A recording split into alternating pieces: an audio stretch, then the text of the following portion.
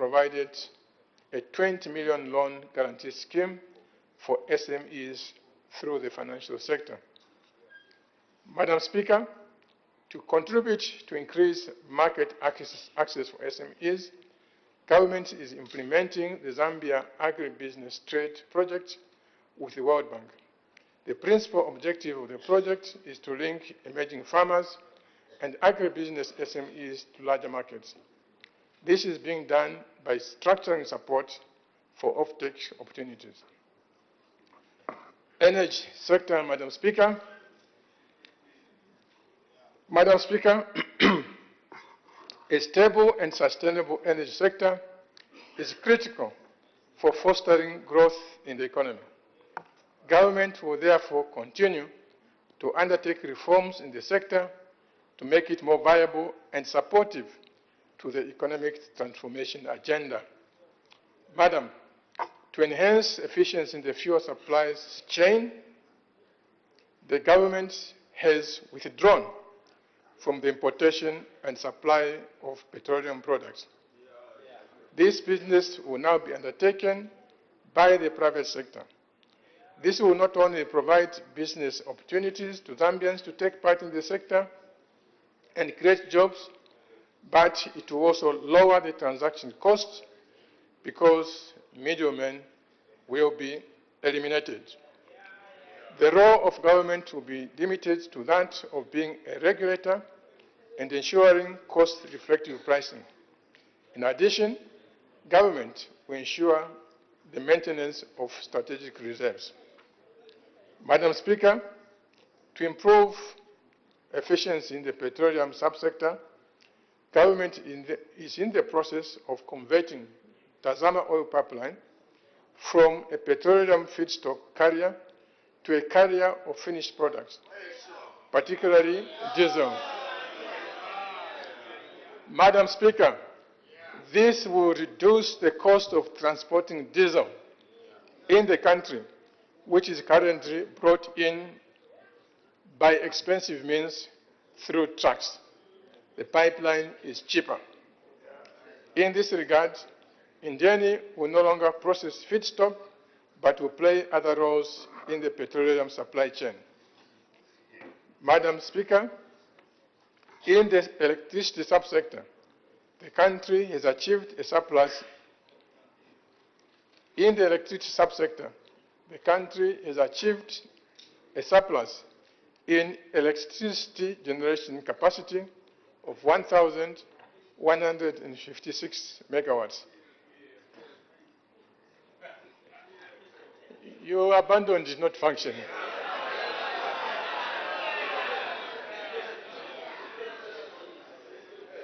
This follows the coming on board of the 600 megawatts generation capacity at the Kafia Gorge Hydro Power Station.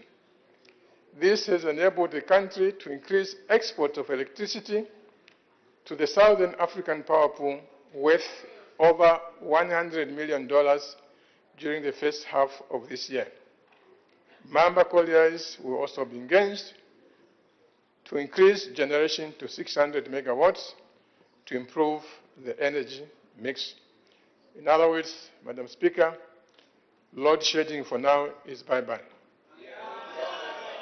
Madam Speaker, to facilitate export of power to the East African region, government is in the process of securing financing to complete the remaining in-country circuits for the Zambia, Tanzania, Kenya interconnector. Madam, the aspiration of the new Dawn administration is to provide access to electricity to all Zambians. In this regard, government has continued implementing the Rural Electrification Master Plan, which targets to electrify 1,217 growth centers by 2030. So far, 525 rural growth centers, representing 43.1%, have been electrified. In 2023, government will significantly increase the allocation to the Rural Electrification Program to accelerate the electrification of more rural growth centers. Transport and logistics, Madam Speaker, transport sector plays an important role in economic growth. It facilitates commerce and trade in goods and services, as well as the movement of people. In this regard, government has prioritized the development and maintenance of transport and logistics. Madam Speaker, in the road subsector, there's a lot of outstanding work to be done.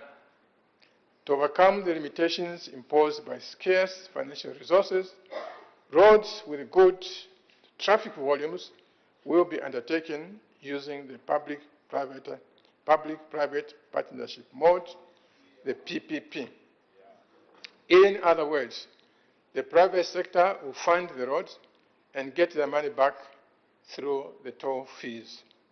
Many of the roads are already at the stage of final negotiations with potential partners, and some work is likely to start this year and then progress into the next year and beyond. These roads under PPP include the Lusaka-Ndola dual carriageway, the Chingola-Solwezi, Ndola-Mufulira, Chingola-Kasumbalesa, and the Lumwana-Kambimba roads, which will link Zambia with, what's the name of that mine? Kolwezi in Congo. Further, government will maintain, rehabilitate, and upgrade critical economic roads. Government will also rehabilitate and maintain rural roads across the country in order to improve access to communities using the Zambia National Service that will be re-equipped. I also appeal to my fellow honorable members of parliament and their councils, where appropriate, to invest into road maintenance equipment for fixing rural roads. CDF has been enhanced, and therefore your capacity to do this is there. Madam Speaker, to improve efficiency and reduce spend at the borders. Madam Speaker, to improve efficiency and reduce time spent at the border, government will construct and upgrade access to and infrastructure at key border posts. These include Sakania, Chalwe, Mokambo, Kambimba, Kipush, Katimamulilo, Mpulungu, Chanida, Mwami, and Akonde. The roads leading to Namafulo and Zombe will be rehabilitated. In addition, pontoons will be stationed at Luangwa, that is Feira, and Namafulo. Madam Speaker, government will expedite the establishment of the Kazungula Bridge Authority in collaboration with the government of Botswana.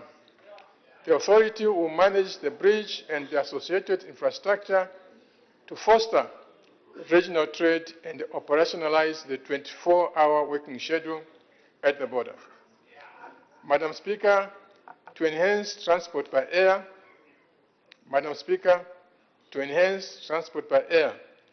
government will commence the upgrading of aerodromes, such as Kasama, Honorable.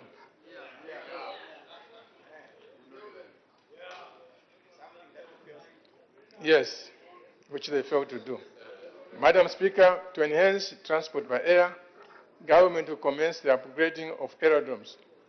The improvements at these aerodromes will promote tourism and trade in the country. Madam, in the rail subsector, government is in discussion with our neighboring countries to improve the rail network to facilitate trade in the region. This is in recognition of the critical role rail transport plays in transforming and developing our country. I move on to information and communication technology. Madam Speaker, information and communication technology is pivotal in socio-economic development and employment creation as it cuts across all sectors. ICTs are also vital for enhancing trade through provision of e-commerce, platforms, as well as deepening financial inclusion. Madam, to accelerate the development of the digital economy, government will implement the National Digital Transformation Strategy and review the Information and Communication Technology Act No. 15 of 2009. This will create an enabling environment for uptake of digital services by enhancing opportunities for investment in infrastructure and the use of digital platforms. Further, government will formulate policies to encourage the uptake of ICTs by persons with disabilities. Madam Speaker, the Postal Services Act No. 22 of 2009 will also be reviewed to adequately address the current challenges with courier services.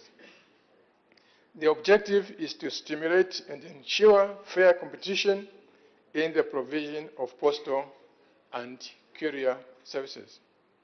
Madam, the New Dawn government has recognized science, technology, and innovation as catalysts for development.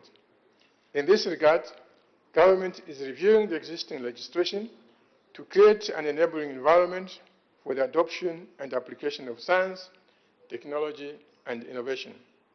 This will improve development planning, electronic communications, data collection, environmental management, and agricultural production. Madam Speaker, I now move to the human and social development issues. Madam Speaker, investment in human capital is critical to stimulating growth and improving livelihoods. Therefore, investment in education, skills, health, and water and sanitation, as well as social protection, is essential if we are to attain meaningful development. Focusing now on education and skills, Madam Speaker, education and skills development is a powerful vehicle for reducing intergenerational poverty and inequity. It increases productivity and sets a foundation for sustainable growth. Madam, allow me to tick the checklist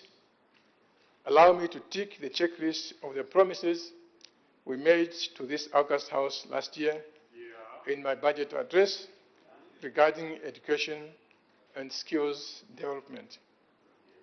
First was the provision of free education up to grade 12. This, Madam Speaker, we have achieved.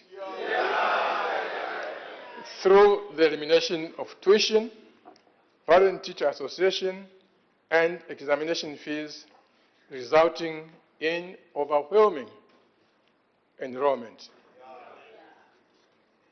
Second, Madam Speaker, was the recruitment of 30,000 teachers.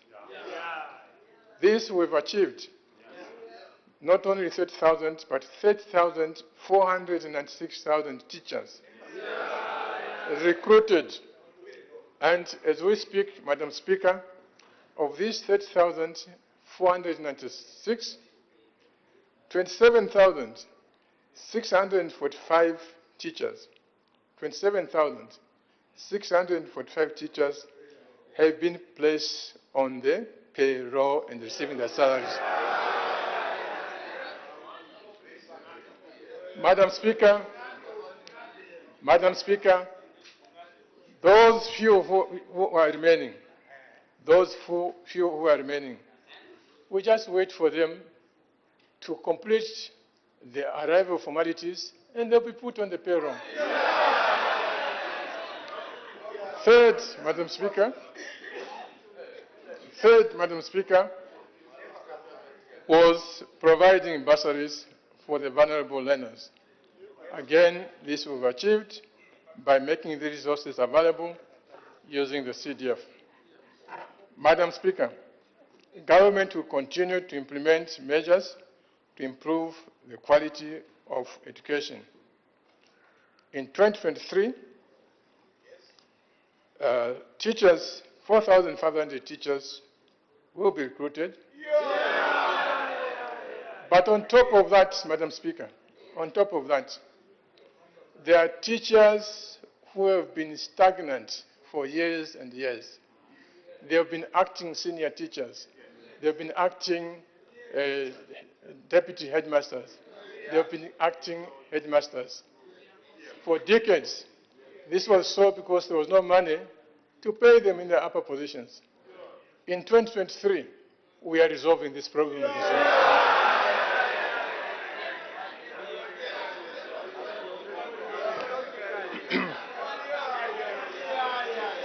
Order, order.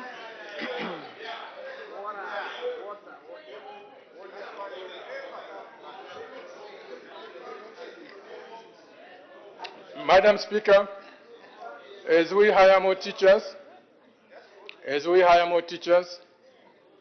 priority, of course, will be given to the rural areas which are more deprived.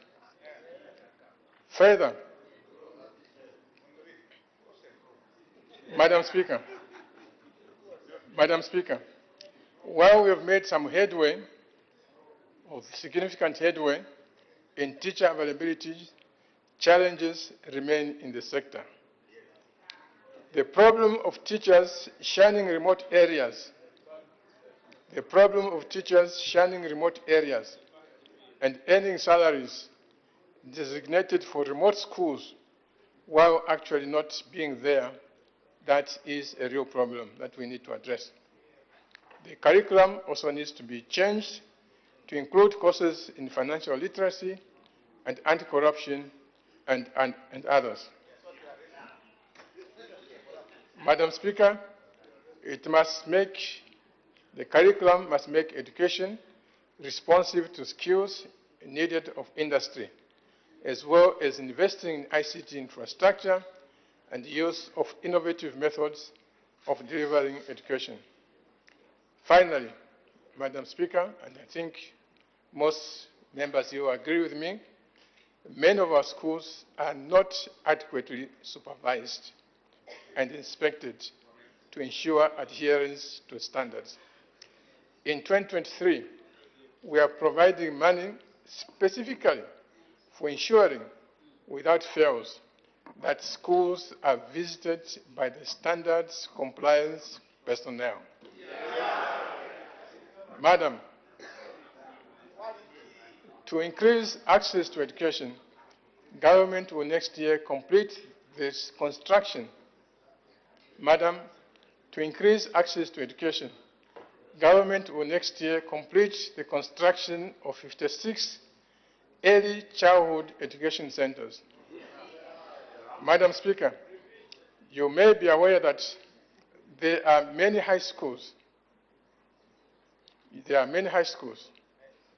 Some going back as 2010, as Honorable Mavumba remembers about the Rwanda High School, which were abandoned midstream in the past 12 years. Government will embark on completing them in 2023. 115 of them, secondary schools in total. Further, government will commence the construction of 120 new high schools with the support of the World Bank.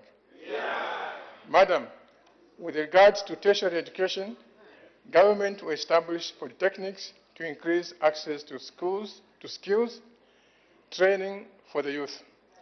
Government will in 2023 commission Lundazi, Nsombu, and Mporokoso Trades Training Institute. Honorable Munduvile.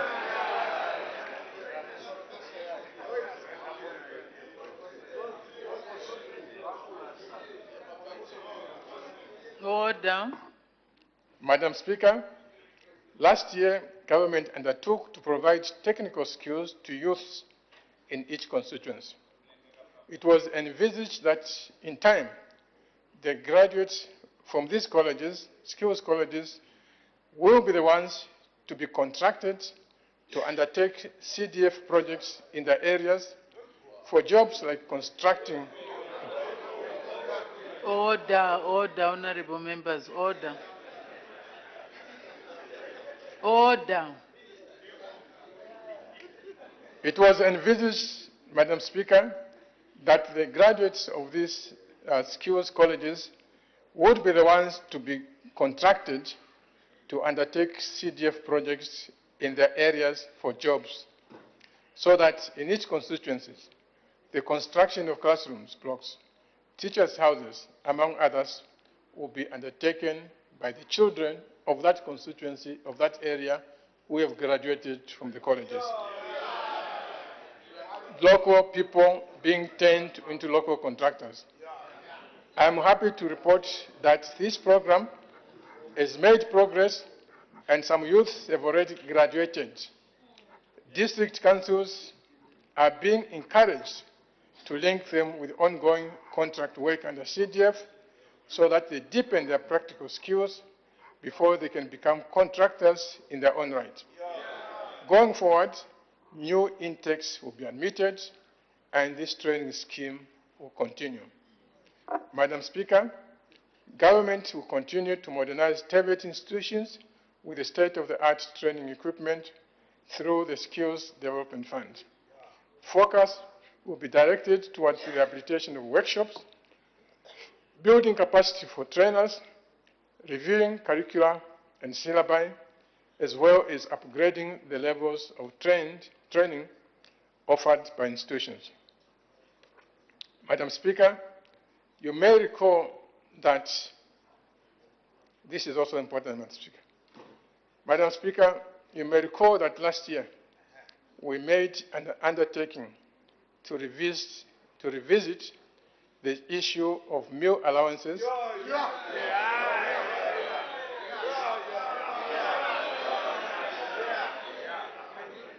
Madam Speaker. Order, honorable members, let's pay attention.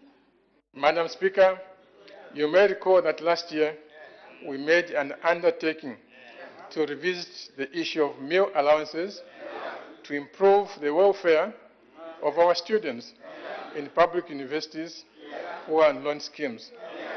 I can now confirm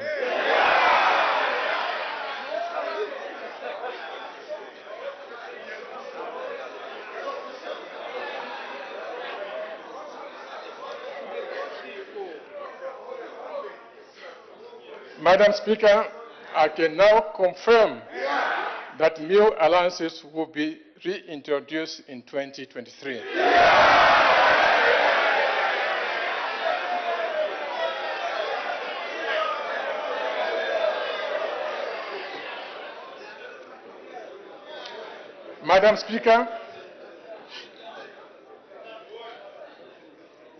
Madam Speaker, you may recall that last year, I've just read this. I move now on to health. Madam Speaker, health is wealth. We cannot stimulate growth without investing in the health of our people. Government will continue to improve the provision of quality health services through recruitment of health personnel, infrastructure development, and provision of drugs and medical supplies. Madam, government has fulfilled its promise of recruiting more than 11,000 health personnel. So far, 8,563 health personnel have been placed on the payroll. The remaining ones, once again, as soon as they complete the arrival formalities, they will be put on the payroll. I'm delighted to inform this August House that in 2023, government will recruit an additional 3,000 health personnel.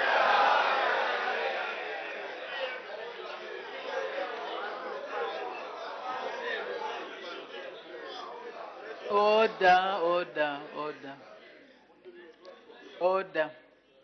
Madam Speaker, to ensure a resilient health care system and attain universal health coverage, government has increased allocations for the purchase of drugs and medical supplies.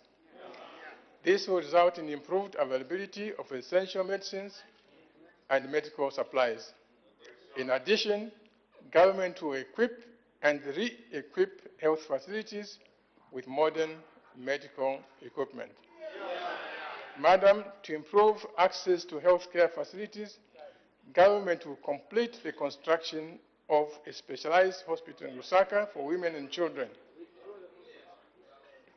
In addition, 36 district hospitals, 16 mini hospitals, and 83 health posts will be completed across the country. We will also commence the construction of the second phase of mini hospitals with equity, not one-sided. Rehabilitation and the maintenance of health facilities will also be undertaken. Water and sanitation, Madam Speaker, to increase access to clean and safe water and sanitation services, government will accelerate the completion of construction and the rehabilitation of water supply and sanitation infrastructure. To enhance hygiene in public places such as markets and bus stations, to enhance hygiene in public places such as markets and bus stations, government will commence the construction of waterborne sanitation infrastructure across the country at these facilities. Madam, government remains committed to providing clean and safe water for our people.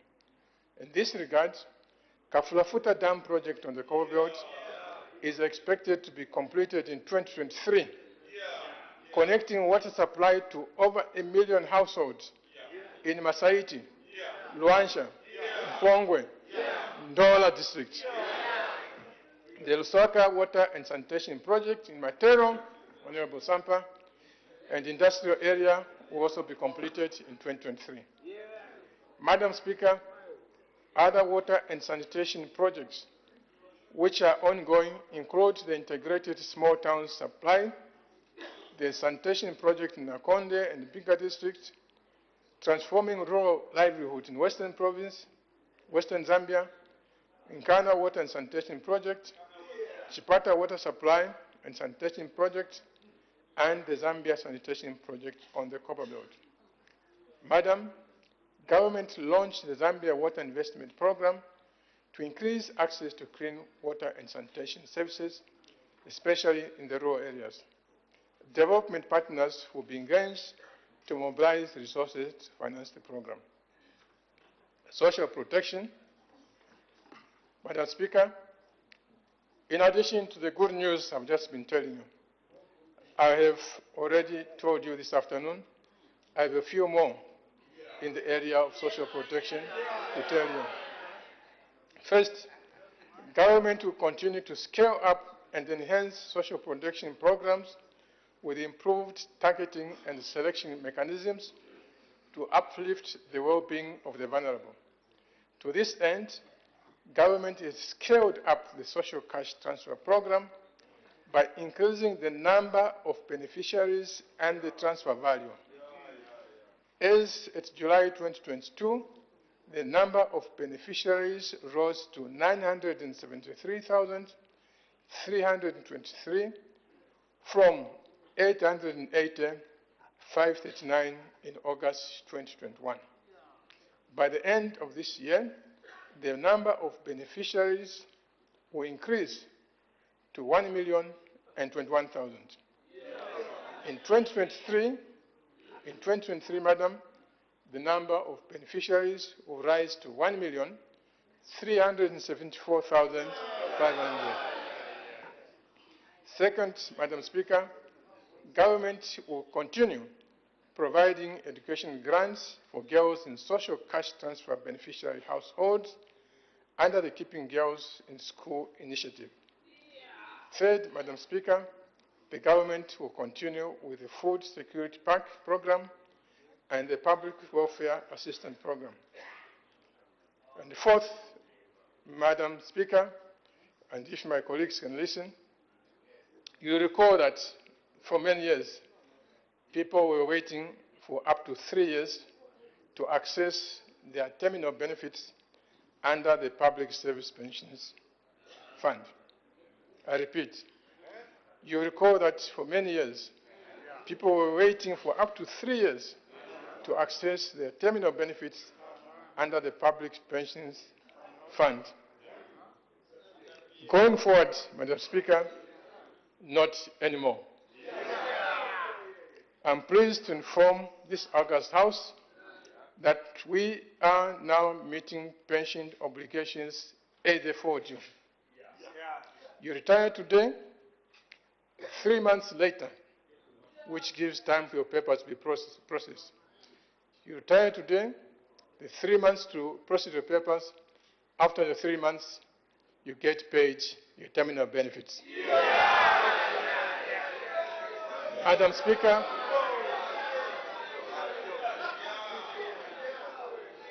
Order. Order. Madam Speaker, this is what we call walking the talk. Madam Speaker, now that we are current with the Public Service Pension Fund, Order, honorable members, order. now that we are current with the Public Service Pension Fund, beginning in 2023, government will focus on reducing the waiting period of the pensioners under the local authorities superannuation fund. I move on to environmental sustainability, Madam Speaker. To promote a green growth, government will promote sustainable management of the environment, ecosystems, and natural resources. To this end, climate change mitigation and adaptation will be strengthened through the development of climate resilient infrastructure. Madam Speaker, in collaboration with the cooperating partners, we will continue implementing projects aimed at sustainable management of the environment through projects such as transforming landscapes for resilience and development, Zambia Integrated Forestry Landscape Program, and strengthening climate resilience of agricultural livelihood in agroecological areas. Madam Speaker, concern has been raised about the rate of deforestation. This reflects lack of transparency in the exploitation of our forestry resources and poor returns to the loggers for the timbers when they sell it. In a quest to increase the value for loggers, government will, in 2023, commence the setting up of timber exchanges which will enable many buyers and many sellers to meet in one place at pre-announced times. These exchanges will provide better transparency. With many buyers available, it is anticipated that our timber will fetch better value. The first exchange is targeted for Nangweshi in Sioma district. Its location in a timber-producing area along an excellent highway to the seaports in the south and availability of accommodation makes it an attractive location for the people. When this first timber exchange is successful, more will be opened up. Madam Speaker, government will extend and enhance coverage of early warning systems to facilitate preparedness and prompt response to adverse weather events. A total of 120 automatic weather stations will be installed across the country in 2023, in addition to the 120 installed this year. Madam, to enable the participation of project developers in the carbon market through the United Nations Framework Convention on Climate Change, government signed a Green Growth Compact worth £1 billion with the UK government. This will facilitate foreign direct investment from the UK in renewable energy, urban planning, and trade connectivity, among others. Madam Speaker, to support low carbon development pathways, government is pursuing innovative sources of financing, such as green bonds. In this regard, government has developed guidelines and listing rules for green bond trading. Further, we have commenced sensitization among potential green bond issuers and investors across the country. Additionally, we are undertaking development of a pipeline of potential development projects to be financed through green bonds. I will be announcing incentives to support the development of green bond market in part 3 of my address. Madam, carbon trading has emerged as a promising source of financing while contributing to address the global challenge of climate change. In this regard, government is developing legislation to regulate the carbon market in line with the Kyoto Protocol on climate change. Good governance and environment. Madam Speaker, the new Dawn government is committed to the fight against corruption and building strong governance systems. Government will, by the end of this year, publish the Governance Diagnostic Assessment Report. The assessment will identify the main governance weaknesses and corruption vulnerabilities, as well as measures to address them. Madam, government will also implement fiscal debt management, monetary and external sector policies that will stimulate growth and improve the livelihoods of our people. Government will undertakes to adhere to transparency and accountability in the management of public resources. Madam Speaker, to demonstrate our commitment to these reforms and the fight against corruption, government will increase funding to the law enforcement agencies and oversight institutions. Fiscal policy. Madam Speaker, fiscal policy is anchored on the 8th National Development Plan, objective of attaining fiscal sustainability and creating a platform for inclusive growth. In 2023, the focus will be on improving the fiscal position by reducing the overall deficit to 7.7% of GDP from the projected 9.8% in 2022. Madam, to attain this objective, government is strengthening compliance and administrative capabilities to generate more revenue while keeping the tax policy environment stable and predictable. Madam, government will focus on containing public expenditures within sustainable levels. This will be achieved by ensuring strict adherence to priority projects, doing away with wasteful subsidies, and improving procurement procedures. Government will also curb the accumulation of new arrears by enforcing the use of commitment control system for procurement of goods and services. Domestic revenue mobilization, Madam Speaker. Revenue mobilization will focus on strengthening compliance and improving trade facilitation. Madam, to enhance compliance, government will implement the following measures. A, use of electronic fiscal devices. Government will expand the use of electronic fiscal devices which enhanced functionality to all eligible taxpayers and shall be extended to turnover tax and the gaming and betting industry. Interface of government systems. The ZRA tax online system will be interfaced with the integrated financial management system and the land management system. C, mandatory verification of tax liabilities.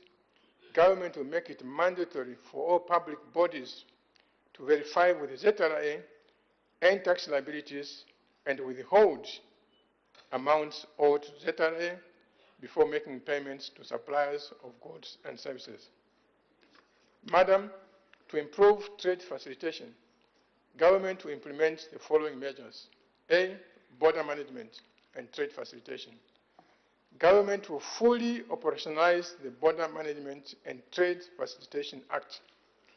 This will include the implementation of the coordinated border management concept that will streamline the number of regulatory agencies stationed at the border to 6 from the current maximum number of 18. The remaining agencies at borders must ensure that there is orderliness, there is cleanliness, and efficient service delivery. B, Zambia electronic single window. Government will accelerate the linking with the other agencies that will not be operating physically at the borders to the single window. This will enable them to perform their regulatory functions remotely. C, electronic cargo tracking. Government will implement the electronic cargo trafficking system to curtail transit fraud. Debt management. Madam Speaker, the country is under debt distress. This means that we are unable to meet our debt obligations as they fall due. As I've already indicated, government has secured an extended credit facility arrangement with the IMF, which will anchor the debt restructuring process under the G20 Common Framework for Debt Treatment. To this end, government is engaging all the creditors to negotiate and agree the terms and conditions of the debt restructuring. Madam, successful debt restructuring will create fiscal space to enable us to provide support to the developmental programs and also to spend more on those of our people who are vulnerable. In this regard, I wish to acknowledge the support of all our cooperating partners and creditors in securing the extended credit facility. I therefore request all creditors to work with us to quickly conclude the debt restructuring. Madam Speaker, to show our commitment to prudent debt management, the Public Debt Management Act No. 15 of 2022 was enacted already in August this year. This act has strengthened public debt management as well as enhanced transparency and accountability. It has also enhanced parliamentary oversight on public debt contraction. Government will, by the end of this year, finalize the regulations. Public financial management, Madam Speaker, to strengthen fiscal controls and governance, government is developing a public financial management strategy for the period 2023 to 2026. The overall objective of the strategy is to enhance its internal controls in the payroll system, improve functionality of IFMIS, and improve the coverage and timeliness of financial reporting. Madam, in 2020, government enacted a new Public Procurement Act and regulations to enhance public procurement. However, new challenges have emerged, such as procurement delays, which require further review of the law and attendant processes. Madam Speaker, to enhance commitment controls, the government will ensure that ministries register purchase orders and other financial commitments in the IFMIS. This will facilitate the link between procurement commitments and the budget to curtail the accumulation of arrears. Madam, to improve the efficiency of the non-tax revenue collection and service delivery to the public, government will integrate various ICT systems to the government service bus platform to facilitate data matching and workflow. Further, an additional 100 services from the 20 institutions will be automated and introduced into the platform. This will bring the total number of public services on the bus to 362 by the end of 2023. To mitigate revenue leakages, payments for public services will be made through electronic channels. Madam Speaker, in line with our decentralization agenda, more resources are going to go to local authorities. This necessitates the strengthening of good financial governance in local authorities by enhancing internal controls and timely reporting. To achieve this, government will develop the local government financial management system. In addition, all local authorities currently on activity-based budgeting will migrate to output-based budgeting systems in 2023. Madam, to enhance internal controls in the management of the payroll, government will introduce workflows on the payroll management and establishment control system aimed at segregating duties. Government will also decentralize the management of the payroll to the respective controlling officers. This is meant to address incidences of ghost workers and other payroll anomalies that result in loss of funds by the government. Decentralization. Madam Speaker, government in this year's budget significantly increased the Constituency Development Fund, CDF. So far, 3 billion kwacha, representing 75% of the allocation, has been raised. However, utilization has been unsatisfactory, as less than 10% of the released amounts has been utilized. The underutilization has been due to administrative challenges, such as highly centralized approval processes required under the law, cumbersome procurement procedures, and limited capacity in project preparation, among others. Madam, to address these challenges, government will amend the Constituency Development Fund Act to streamline the approval processes and give more decision-making powers to the local communities. Madam Speaker, we have realized that while we decentralized the funds, we did not decentralize the decision-making processes. This will change. Further, guidelines relating to the management of the CDF budget will be simplified, while capacity building and awareness in communities will also be undertaken. Madam Speaker, I am happy to inform the nation and the honorary members that the Treasury will not recall any unutilized funds under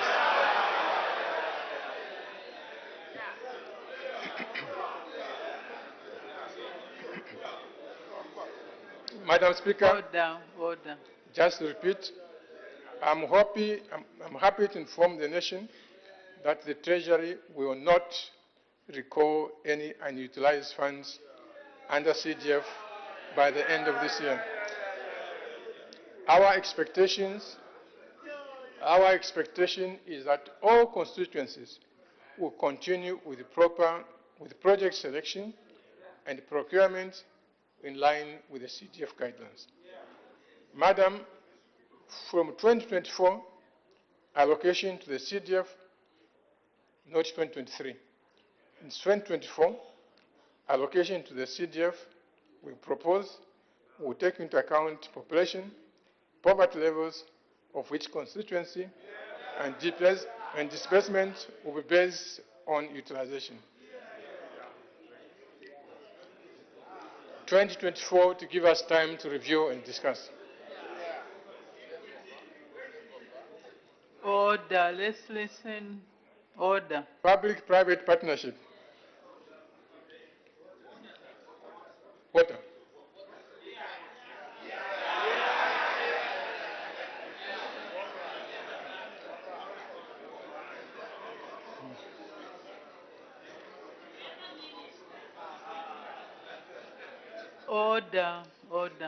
Order. Madam Speaker.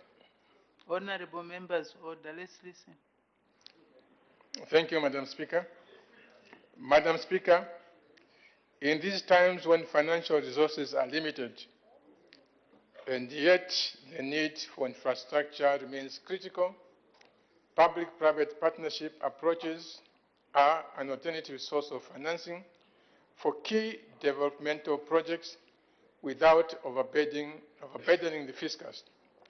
To enhance the effectiveness of PPPs, government will bring a bill to repeal and replace the Public-Private Partnership Act.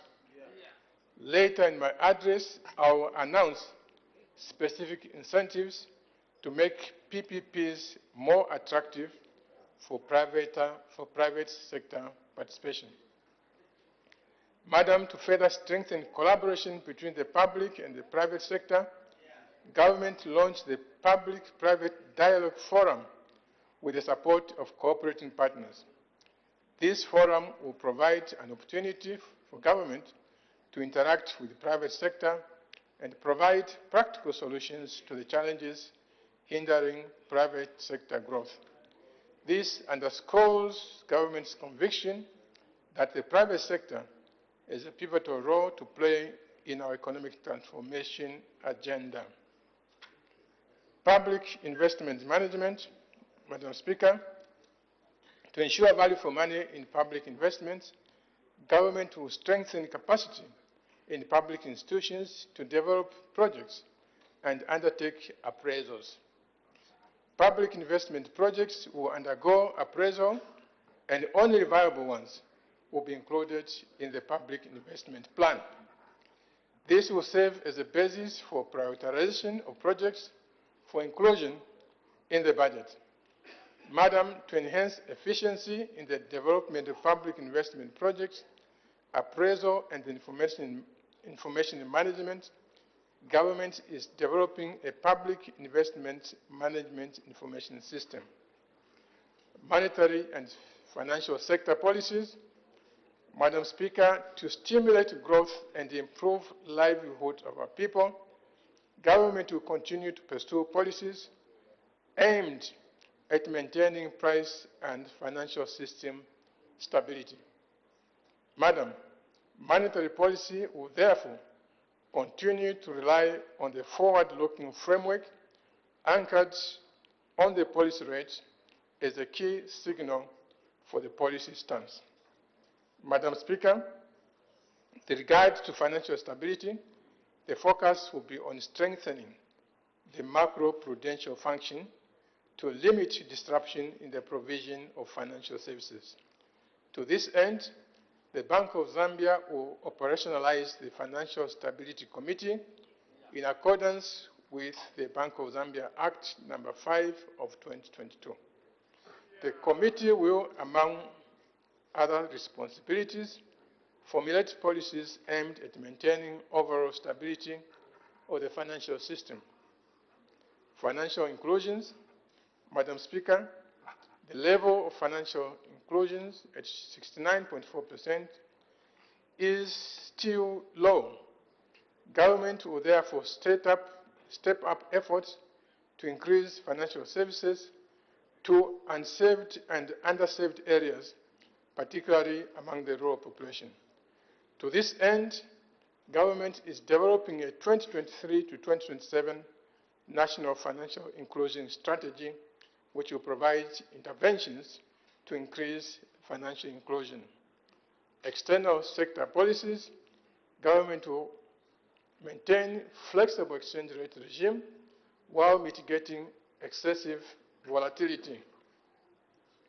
To cushion the economy against external shocks, accumulation of international reserves will be enhanced through increased export earnings and promotion of sustainable foreign investment flows.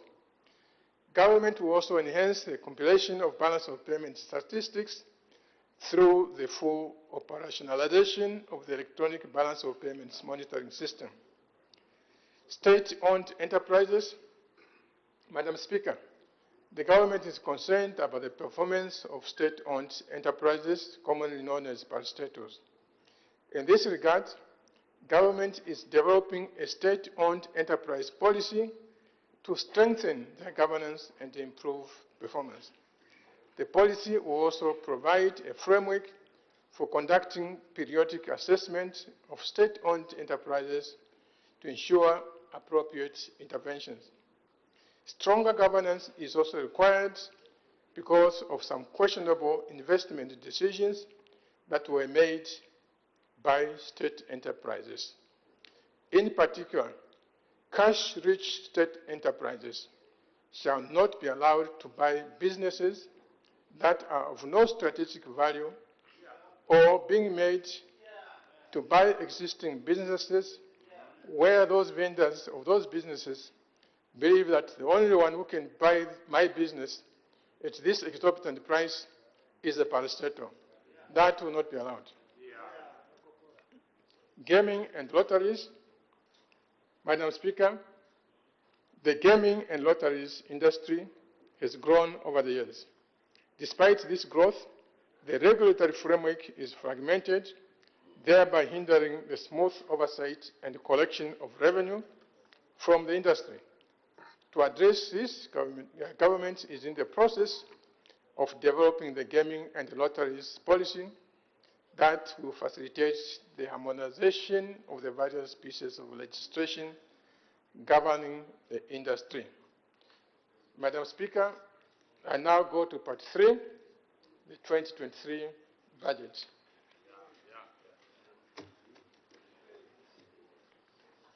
Madam Speaker,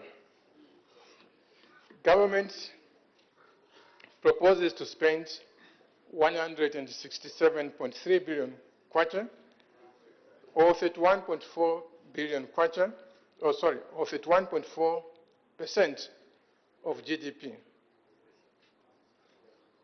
To support this expenditure, 111.6 billion kwacha, or 20.9% of GDP, will be raised as domestic revenue. 1.7 billion kwacha, or 0.3% of GDP, as grants from cooperating partners, and 54 billion, or 10% of GDP, as financing, accounting for amortization of 13.1 billion, or 2.5% of GDP. Financing translates into a fiscal deficit of 40.9 billion, or 7.7% of GDP. Madam, I now present details of the proposed expenditure, revenue, and the borrowing plan for the 2023 budget. Expenditure by functions, starting with the general public services. Madam, I propose to spend 66.2 billion kwacha, or 39.5% of the budget, on the general public services function. Of this amount, 30.5 billion will go towards domestic debt service, while 18.2 billion is for external debt service.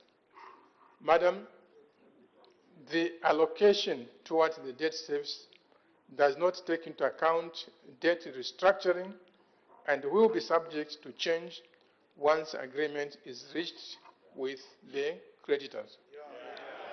We appeal to our creditors to support us so that together we can quickly conclude the debt restructuring.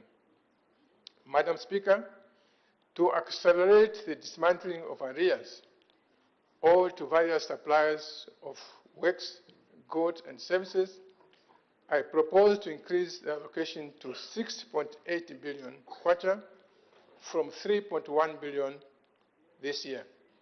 In other words, the allocation for arrears dismantlement is doubling from what it was last year. The increase is in line with government's strategy to dismantle arrears and unlock liquidity in the economy. Madam Speaker, to support the operations of the local authorities in the delivery of public services, I propose to allocate 1.3 billion to the Local Government Equalization Fund. Economic affairs, Madam Speaker, to stimulate economic growth and improve livelihoods of our people, I propose to spend 35 billion, or 20.9% of the budget on economic affairs. Madam, I propose to spend 11.2 billion on various interventions in the agriculture, fisheries, and the livestock subsectors in line with the Comprehensive Agriculture Support Program. The program will provide farming inputs, enhance extension services, improve market access, financing to farmers, and develop irrigation systems. Madam Speaker, I therefore propose an allocation of 9.1 billion kwacha for farming inputs, 789.5 million kwacha for extension services, including the procurement of motorbikes, extension kits, electronic tablets, and the rehabilitation of camp houses across the country. I also propose to spend 426.6 million on farm block development and irrigation to reduce dependence on rain-fed agriculture and support agriculture activities all year round. Further, I've allocated 52.7 million for the recruitment of at least 500 extension officers in the livestock, fisheries, and agriculture subsectors. Madam Speaker, I propose to spend 274.4 million kwacha on animal diseases control. This will facilitate the procurement of animal vaccines as well as the construction of an animal vaccine plant at Balmoral here in Changa district. Madam Speaker, to scale up economic activity, I propose to spend 5.2 billion on construction, maintenance, and the rehabilitation of various roads across the country.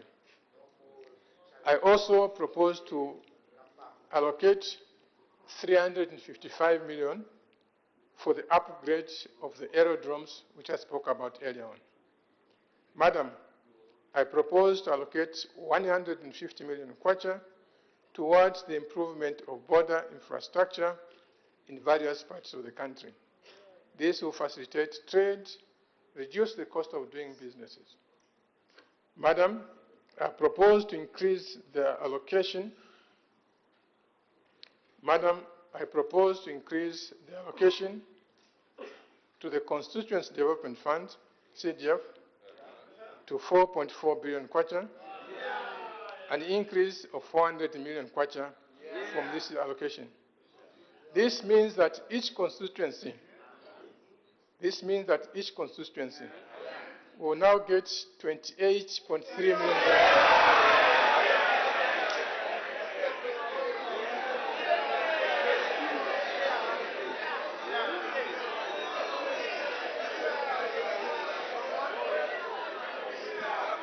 Order, order. Order, honorable members, order. Order. Order, order. I've been told to repeat, Madam, so I'll repeat. I propose to increase the allocation to the CDF to 4.4 billion kwacha, an increase of 401 million kwacha from this year's allocation. This means that each constituency will now get 28.3 million kwacha.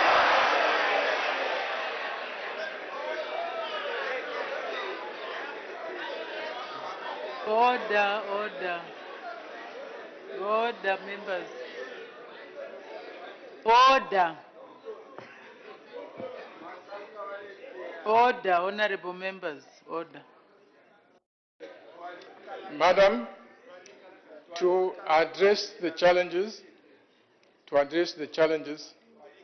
faced by communities, especially in the rural areas, priority will go on improving water and sanitation at health and education facilities, procurement of school desks, electrification of schools and hospitals, as provision of maternity services at all health centers.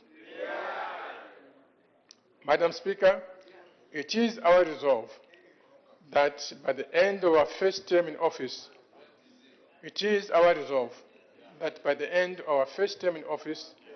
no learner will sit on the floor. Every health facility across the country should have a maternity ward with reticulated water. And by that, Madam Speaker, I mean that at every health center, at every school, there should be a borehole, there should be a solar pump, there should be a tank, so you access water not by carrying it like that, but by opening it up.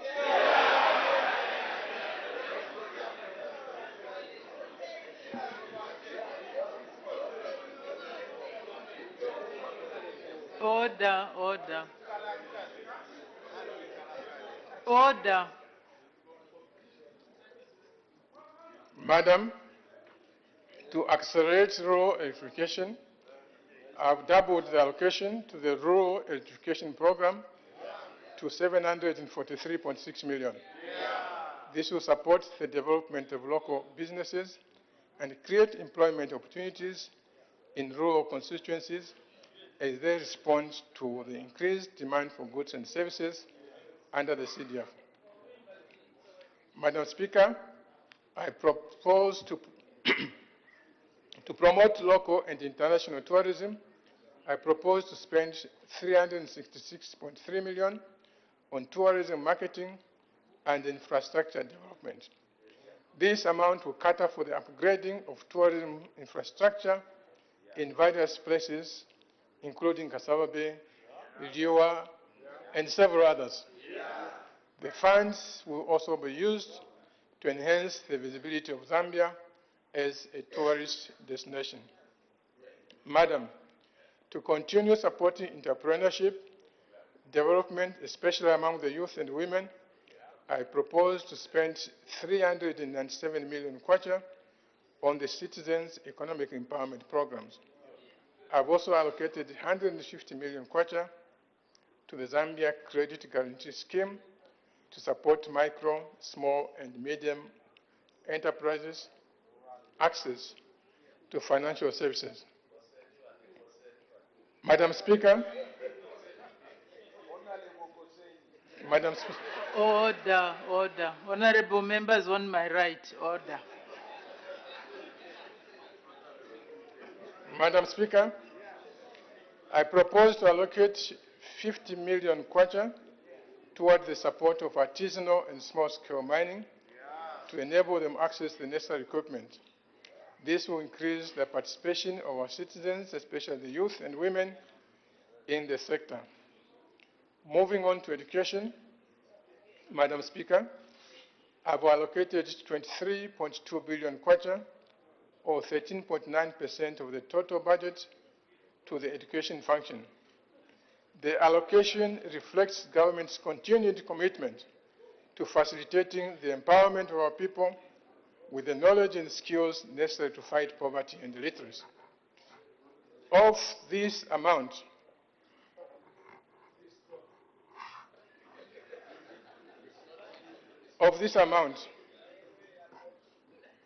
Madam Speaker,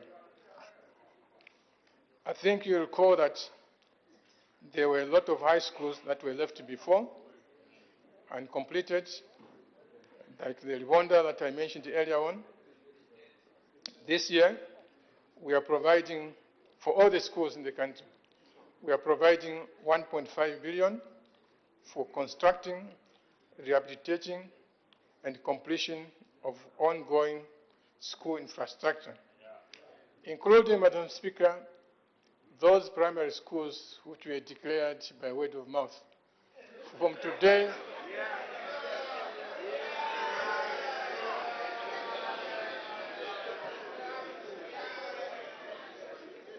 Madam Speaker, the primary schools which were declared by word of mouth, that from now onward you are high school, but no additional infrastructure constructed.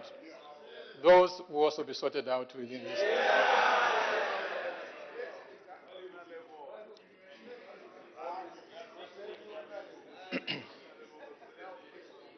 Madam Speaker, 358 million is for what I said earlier on, recruitment of additional teachers and also upgrading of teachers who have been stuck at various levels for decades. This money will sort out that problem. Madam Speaker, in the light of the high premium that this government places on education, I've allocated 930.2 million kwacha for higher education loans and scholarship board. I'm pleased to state that this allocation will cater for student bursaries and the reintroduction of the student meal allowances in line with the promised land. Madam Speaker, earlier on, I also said that schools have not been inspected, visited by school inspectors, the so-called standard officers now. To make sure that this is done without fail, I've put aside 40 million kwacha specifically to ensure that every school in the country is inspected every year. Madam Speaker, I move on to health. I propose to spend 17.4 billion kwacha, or 10.4% of the budget, on health to improve the provision of quality health. Of this amount, 4.6 billion kwacha has been allocated for the procurement of drugs and medical supplies, representing an increase of 1.2 billion, or 35.7% from this year. I've also allocated 1.1 billion for the construction, completion, and the rehabilitation of health facilities across the country. But a further 900 million kwacha has been allocated for the procurement of medical equipment and ambulances, an increase of 383% from 186.4 million this year. This is in response to the unjustifiable challenges that our people continue to face in accessing basic services such as X-rays, which have often resulted in loss of lives. This intervention will not only prevent the loss of lives, but will also minimize the stress that our people experience in seeking medical attention. Madam Speaker, recruitment in the health sector must continue. I therefore propose to spend 307.5 million on the recruitment of 3,000 additional health personnel. Housing and community amenities. Madam Speaker, to improve the provision of safe and clean water, adequate sanitation and decent housing, I propose to spend 2.6 billion, or 1.5% of the budget, on housing and community amenities. Of this amount, 2.3 billion is for various water supply and sanitation projects, including the construction of water dams and boreholes across the country. Public order and safety. Madam Speaker, to promote public order and safety, I've allocated 5.2 billion kwacha, or 3.1% of the budget. The allocation is for operations, construction, and the rehabilitation of infrastructure, as well as the recruitment of 2,000 police officers. Social protection.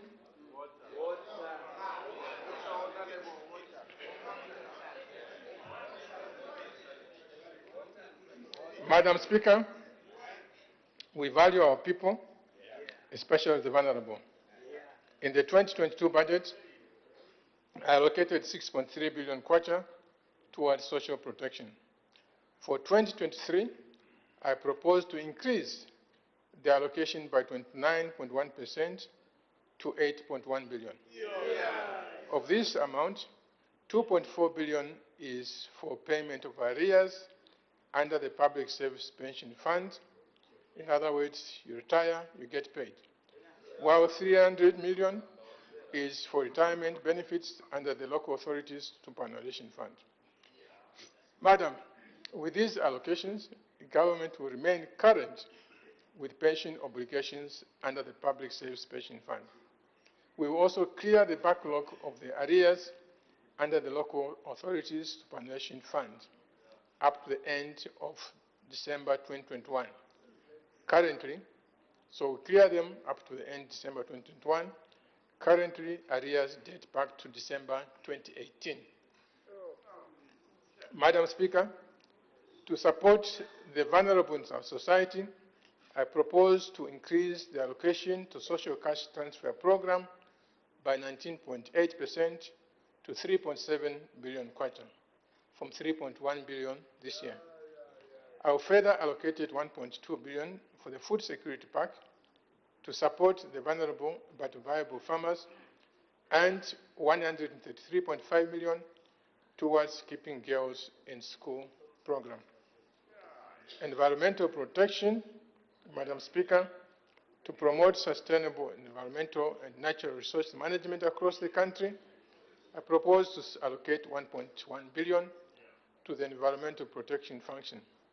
These funds will be used to implement various projects and programs aimed at strengthening climate change adaptation, resilience, and mitigation. Regarding the proposed first timber exchange in the country, I propose to spend 70 million kwacha. Other functions, Madam Speaker, I propose to allocate a total of 8.6 billion to the functions of defense and recreation, culture, and religion. Of this amount, 165 million has been allocated for the purchase of various sports equipment, as well as support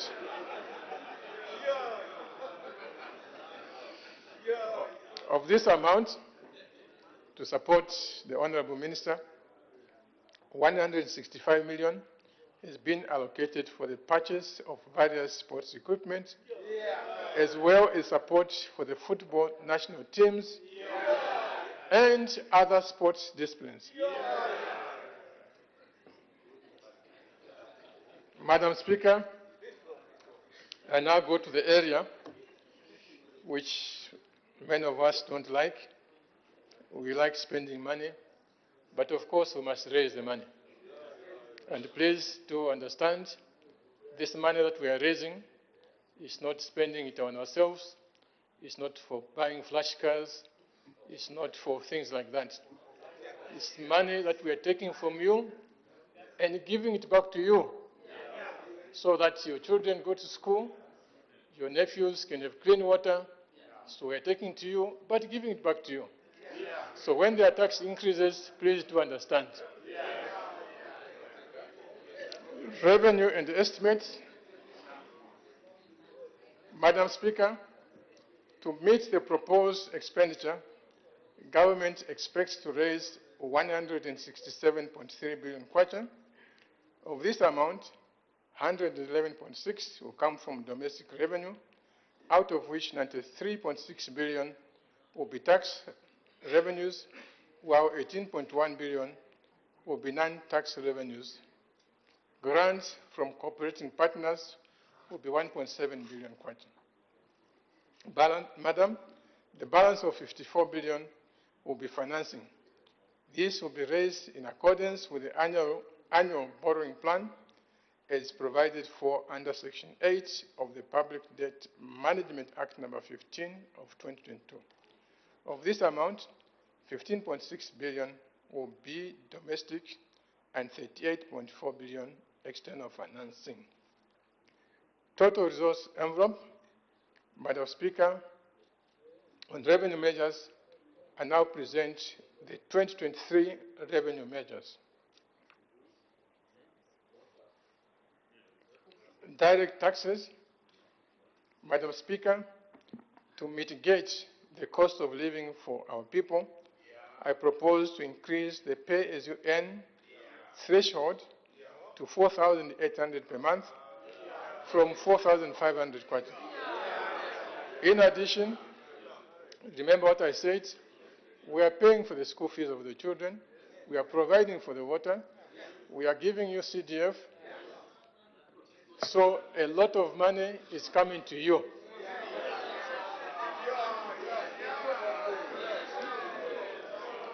Order. Madam, Order. in addition, I propose to adjust the tax bands and reduce the rate in the second band to 20% from 25%. Madam, the measure will add 21,509 more workers. It will add 21,509 more workers to those who do not currently pay this tax on account of being below the payee threshold. measure will also increase disposable income for salaried households by 1 billion kwacha. Madam Speaker, to strengthen the administration of pay-as-you-earn, government will enforce legal provisions for employers to submit employees' taxpayer identification numbers in their monthly returns. Madam, I also propose the following concessions. A, increase tax credit for persons with disabilities to 600 kwacha per month from the current 500. B, abolish the current two-tier taxation system in the telecommunications sector, which provided for 30%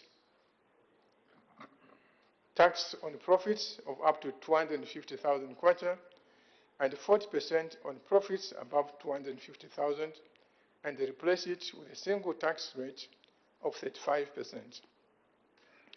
I introduce a threshold and turnover tax and rental income at 12,000 kwacha per annum to be taxed as 0% and the balance at the applicable turnover tax rate. This measure exempts income of 1,000 or less per month from the turnover tax bracket. I also propose to reduce income tax rates for the lapidary and jewelry facilities in the gemstone industry to 25% from 30% to promote value addition and attract more investment. You can see that there are a lot of tax concessions. The aim is to attract or push, exactly, to attract more production. E, reduce presumptive tax to 15% from 25% on land-based betting companies.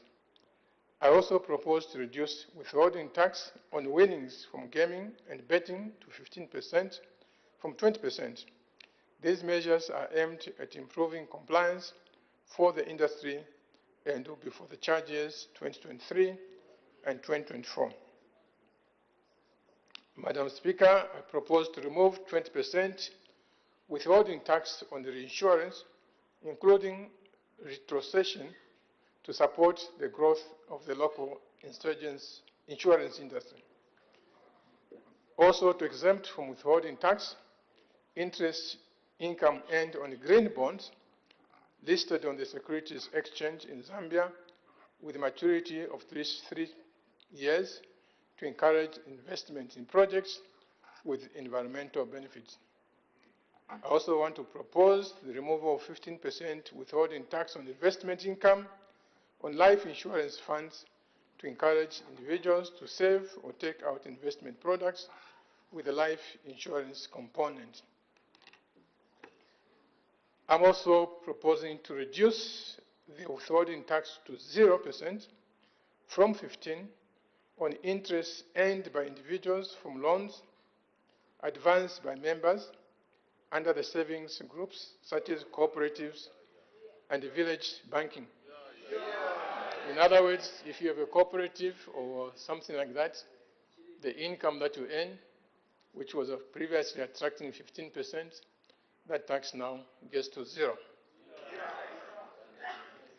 J, increase threshold for allowable expenditure incurred in the construction of employee housing to 100,000 kwacha from 20,000 to encourage provision of accommodation for employees of the farming entity and any other employer.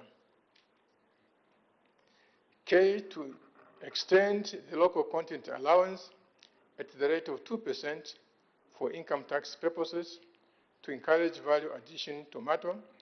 This is in addition to mango, pineapple, and cassava. Madam, the total revenue loss from these concessions to give back to business and reinvest is 1.06 billion kwacha. Not irrelevant. Madam, I also propose the following revenue generation measures: increase property tax, increase property transfer tax to 7.5% from 5%. extends the turnover tax regime to service providers in the gig economy. This measure is aimed at improving tax compliance for small business in digital economy. C, replace the current corporate income tax regime with a presumptive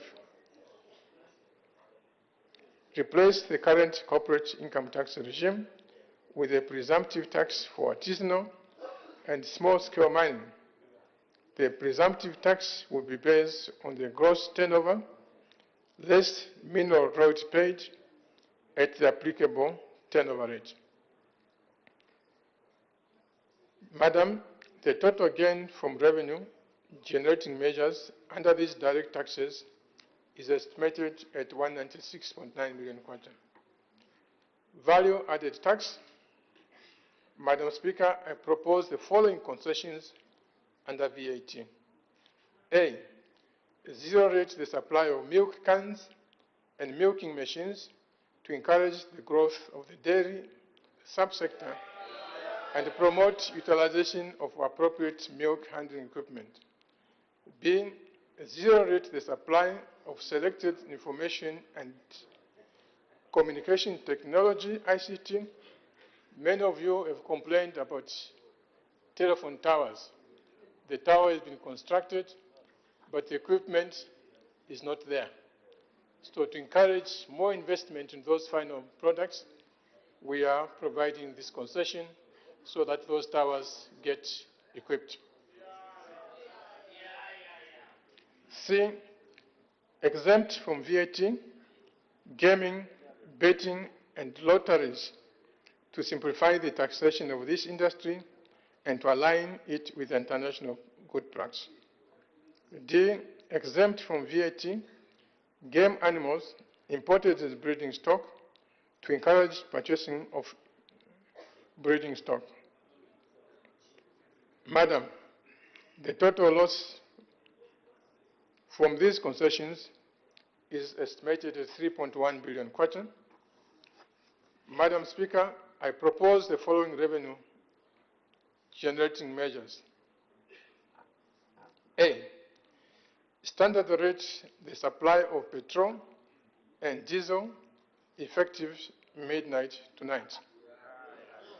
This measure is intended to redirect resources from the relatively well-off to create the money I was talking about to give to our children so that they can go to school. So later today, ERB is going to announce the new price of fuel. With this, listen, the price that will be announced tonight, already includes the tax that I'm talking about.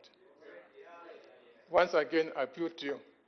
This is the money to give maternity wards to your mothers.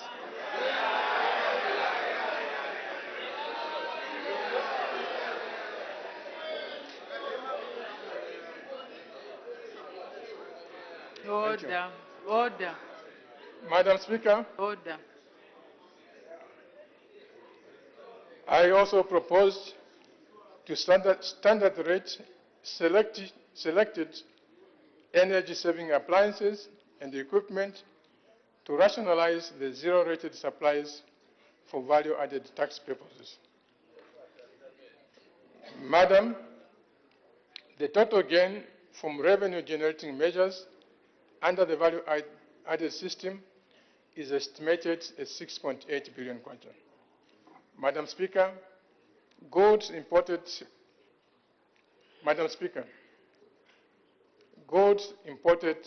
by the Republican President are currently zero-rated. This means that the President does not pay VAT on imports that are subject to VAT. As a demonstration of our commitment to ensure that every citizen pays a fair share of the tax, I propose to standard rate goods that are subject to VAT at importation.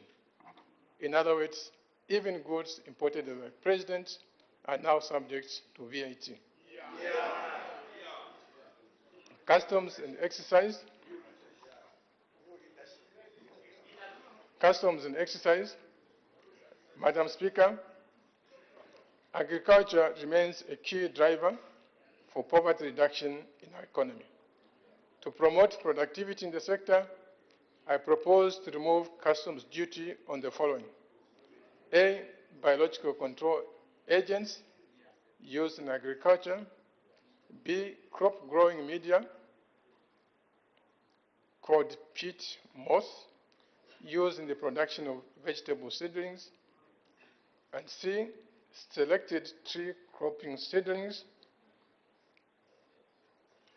Madam, to encourage investment in various sectors, I propose relief on customs duty for a period of 3 years on the following: A, selected equipment for the music and film industry; B, selected information and communications technology equipment; C, refuse compactor trucks, skip loader vehicles, and road sweepers, and skip bins; D, equipment for baling waste; E, prefabricated housing units; F, greenhouse plastics used in agriculture; and G, selected machinery, equipment, and articles in aquaculture.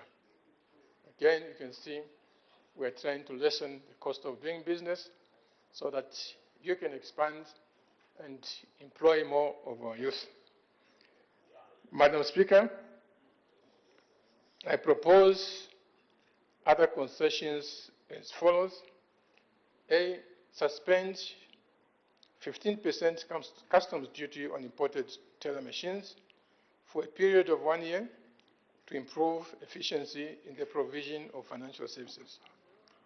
B, remove 15% customs duty on gas cylinders to make the use of liquefied petroleum gas affordable, to safeguard the environment and diversify the energy mix. C, reduce customs duty on electrical vehicles to 15% from 30%. This is intended to encourage the use of eco-friendly motor vehicles. In addition, this will reduce heavy dependence on fossil fuels. D, reduce customs duty of 15% from 25% on bicycles. This measure will directly benefit our people who rely on this mode of transportation. E, reduce excise duty on methylated spirit to 60% from 125% to harmonize the excise duty rates on methylated spirit and ethyl alcohol. Madam, the total revenue loss on the concessions and the customs exercise is 379.7 million kwacha. Madam Speaker, I propose the following revenue generation measures under customs and exercise. A, reinstate the excise duty on petrol and diesel effective midnight tonight. B, increase carbon emission surtax by 10% and introduce excise duty at the rate of 15% on various plastic articles to promote the green environment. C, increase specific excise duty on cigarettes to 361 per mil from 355 per mil. D, increase specific excise duty on unmanufactured tobacco, tobacco refuse, smoking tobacco, whether not containing tobacco substitutes, and water pipes tobacco to 361 kwacha per kg from 355. A, introduce excise duty on electronic cigarettes and cartridges at the rate of 145%. F, introduce a surtax at the rate of 5% on imported PVC pipes and HDPE pipes. And G, introduce surtax at the rate of 5% on imported coal and increase surtax on imported floor war tariffs to 20% from 5% to support local production. Madam, the total gain on revenue generating measures from customs and excise is estimated at 2.2 billion kwacha. Incentives to stimulate growth. Incentives to stimulate growth. Remember, we are talking about a budget that stimulates growth and creates jobs. Madam, to stimulate growth and improve the livelihood of our people through unlocking of investment in various sectors, I propose to introduce the following tax incentives.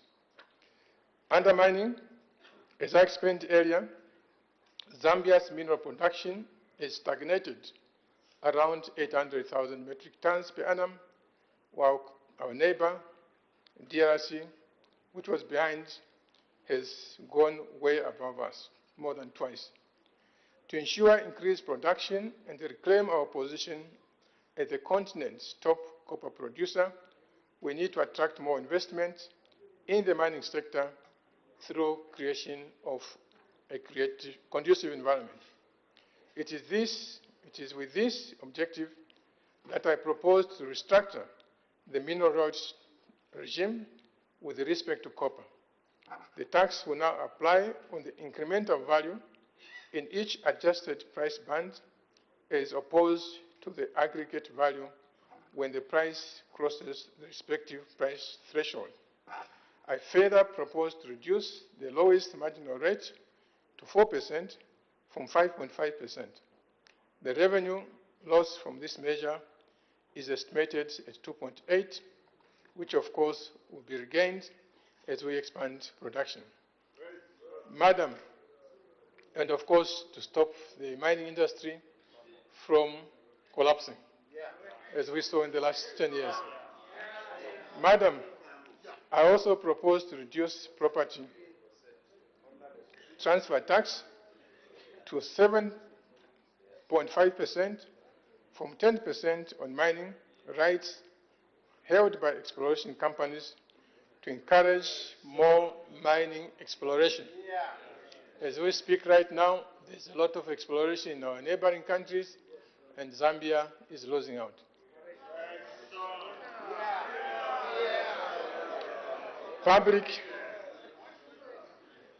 Public-private partnership. Madam Speaker, to address the infrastructure deficit while relieving pressure on the Treasury, I propose to tax incentives to attract public-private partnership infrastructure investment as follows. A, the tax payable for special purpose vehicle under PPP shall be reduced by 20% for the first 5 years that the project makes profit. B, allow a special purpose vehicle to claim wear and tear on a straight line basis at an accelerated rate up to 100%. This is in respect of any implement, plant, and machinery acquired and used by the project for the purpose of that project. C, remove customs duty and exempt from VAT at importation, plant, machinery, and equipment acquired for use in the project. D, allow a special purpose vehicle to claim input VAT where applicable before the commencement of commercial operations. Madam, the revenue loss for this is minimal. Under tourism, Madam Speaker, to stimulate growth in the tourism sector, I propose to suspend customs duty on imports of selected fixtures and fittings, capital equipment, machinery, and safari game viewing vehicles. This incentive will only apply on items that are not locally produced. These measures will be effective for a period of 3 years up to 31st December 2025. The revenue loss from these measures is estimated at 6.4 million kwacha and is meant to assist our hotels industry, which suffered the most under COVID so that they can recapitalize. Madam, to facilitate increase in tourist arrivals, Madam Speaker, to facilitate increase in tourist arrivals, I propose to waive visa requirements for tourists from the United Kingdom, United States of America, Canada, Norway, Australia, China, Japan, South Korea, the Gulf, and the European Union. This measure will take effect from midnight tonight.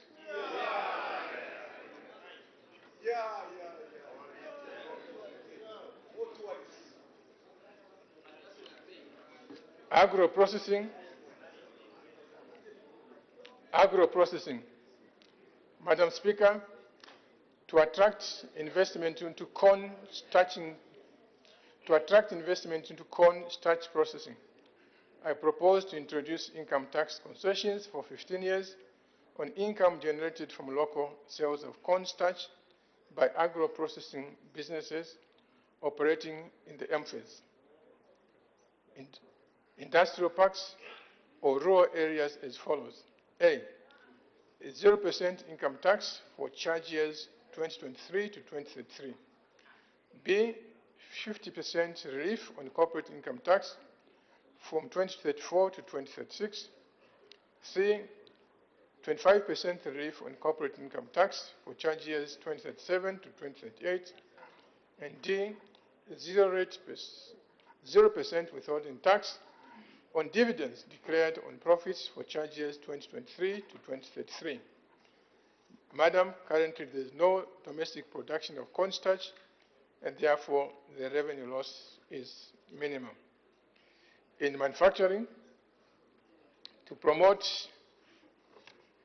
out-grower schemes, foster forward and backward linkages, value addition and job creation, I propose to suspend excise duty on locally produced clear beer from cassava to 5% from 10%. In other words, we're encouraging that cassava production to expand in Wapula, the western, northwestern, so that they feed the beer brewery factory.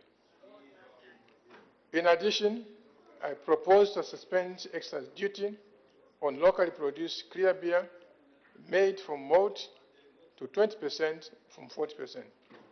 These measures will apply to the production levels over and above a specified threshold for a period of 3 years and will come into effect in the last quarter of 2023. This measure will have minimal revenue loss. Improving business environment. Madam Speaker, to further enhance enabling environment for the private sector to grow and reduce the cost of doing business, I propose to revise the basis on which environmental impact assessment fees are charged from the value of the investment to a graduated pollution-based classification charge. The revenue loss from this measure is estimated at 20.5 million kwacha.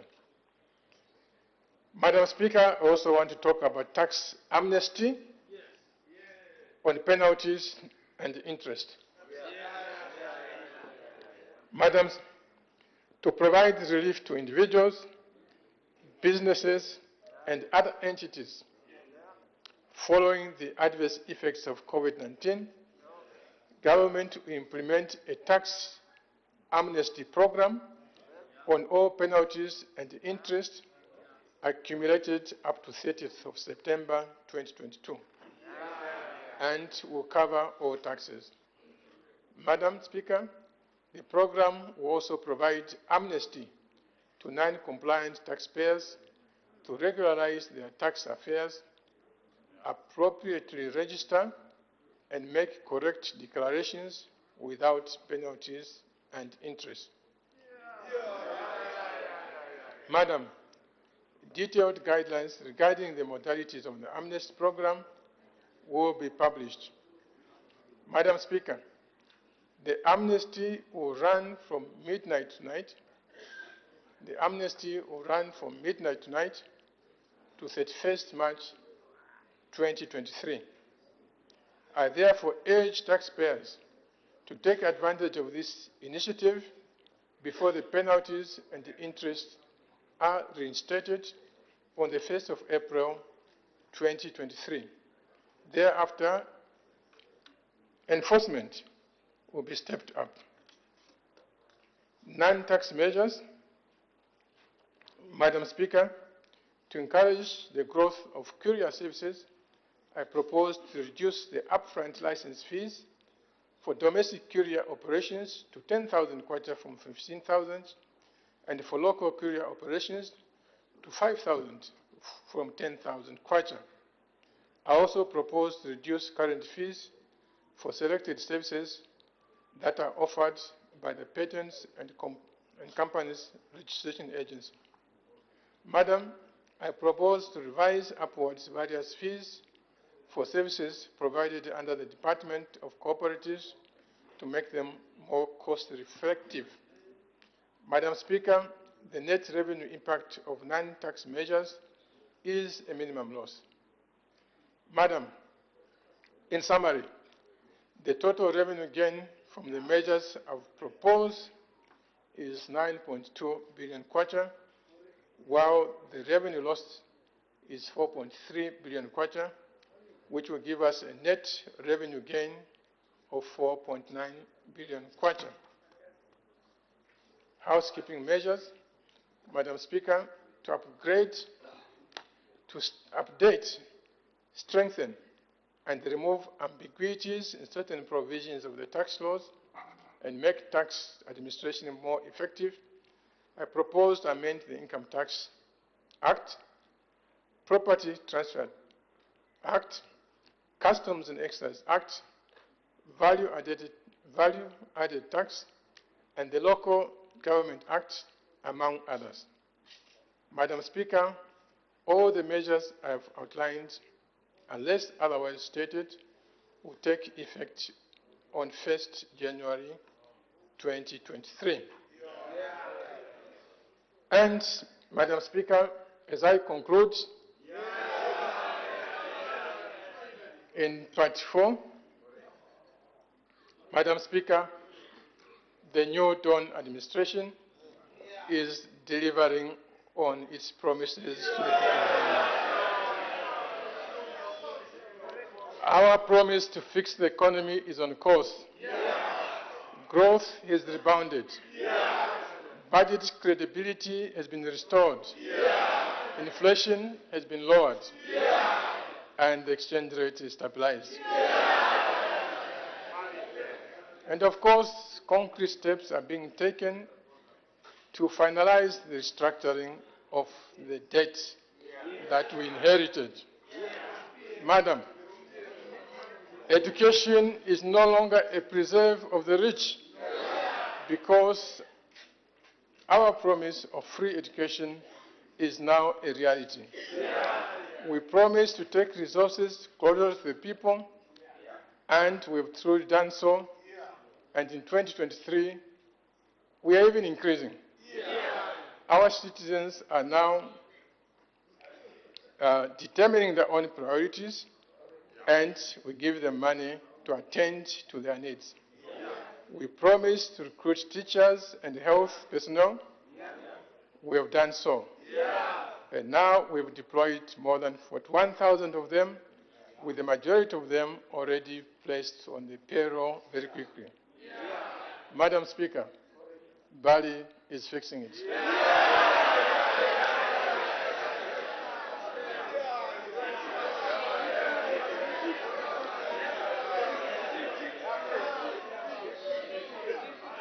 Order, order,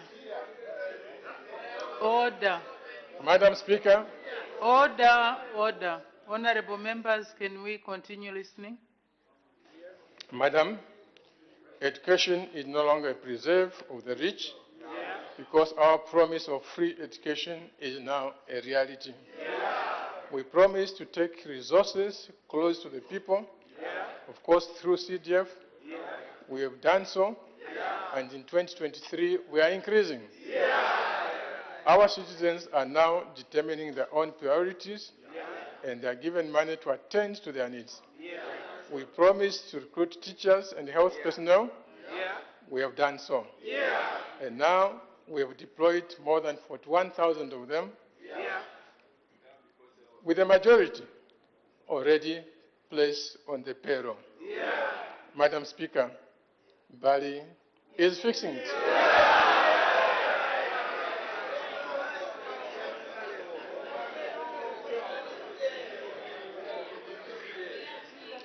Madam, challenges remain, especially in the areas of jobs, better incomes, and roads.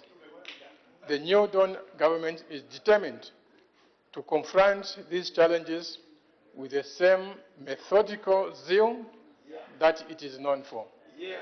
Madam Speaker, the 2023 budget has clearly outlined how jobs will be created in our special economic zones. We dream of an expanding mining sector leading towards the production of 3 million tons and thereby creating thousands of jobs directly and indirectly. Our small-scale farmers will continue to be busy as government continues to support them. From the farm blocks that we are establishing in 2023 and beyond, jobs and business opportunities will arise as we produce food for the neighboring countries like the Gulf, China, and the rest of the world. As a region with all the correct agronomical conditions, the world is offering us money if we grow food for them. Our farm blocks and farming in general will be the answer to this challenge, and thereby create jobs for engineers, agronomists, accountants, mechanics, not to forget the lawyers.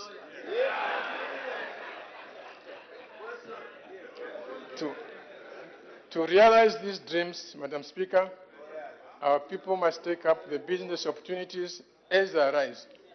We should also embrace investment from FDI as the Asians did 3 decades ago, when they were poorer than us and now are much richer than us. Further, public officials like me and you must be efficient, honest, and quick to facilitate investments because our jobs are actually paid by the private sector. Madam, as individuals and as a nation, let's embrace these opportunities. It is therefore my duty, your duty, our duty, to take center stage in our development agenda, and together, let's move Zambia forward. Madam Speaker, I beg to move.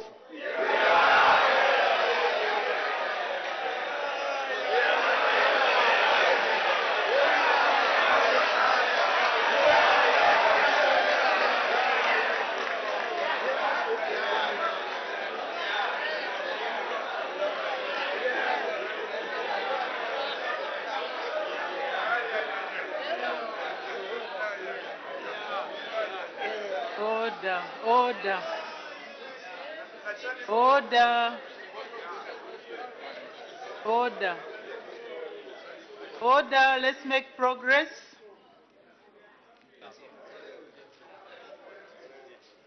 Order. Any further debate? The Honourable Member for Mwembeshi.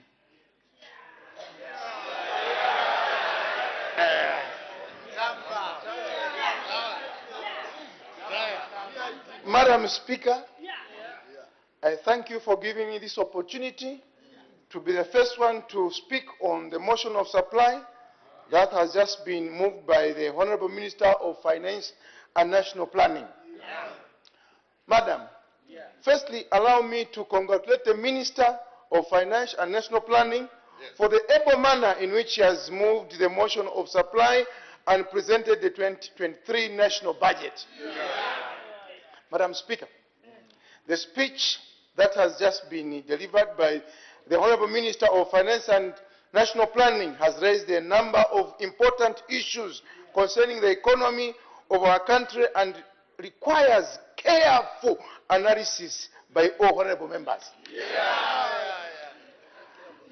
I am therefore of the considered view that we defer debate on this motion to Tuesday, 4th October 2022, so that the honorable members have ample time to read and carefully analyze the speech.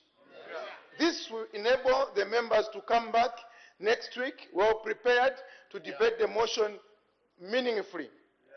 With these few words and remarks, I wish to propose that the debate on the motion of supply moved by the Honorable Minister of Finance and National Planning be deferred to Tuesday, 4th October 2022.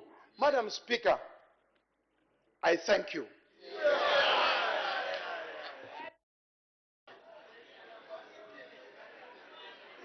Thank you. Order, order. Order. Any further debate? The Honorable Member for Ron.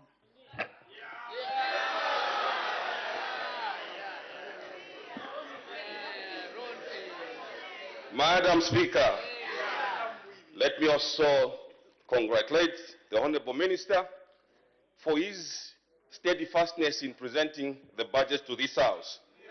Madam Speaker, let me also thank you for according me this opportunity to support the proposal by the Honorable Member for Mwembeshi that the debate on the motion of supply moved by the Honorable Minister of Finance and National Planning be deferred to Tuesday, 4th October 2022.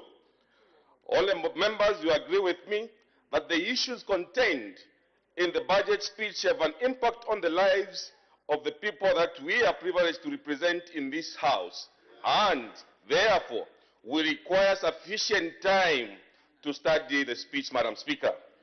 Madam, for this reason, I agree with my honorable colleague that more time be given to the honorable members to carefully study and analyze the speech which has just been presented so that we can engage meaningfully next Tuesday. Madam Speaker, I thank you.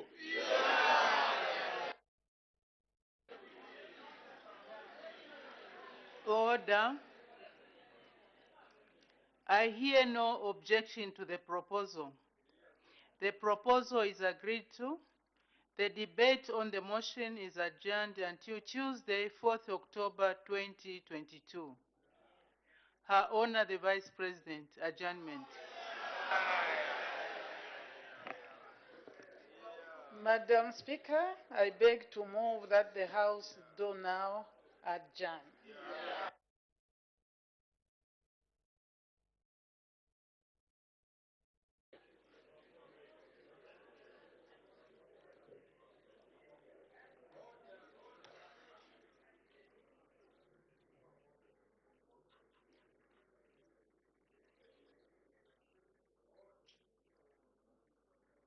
The question is that the House do now adjourn. Any debate? Any objection? The question is agreed to. The House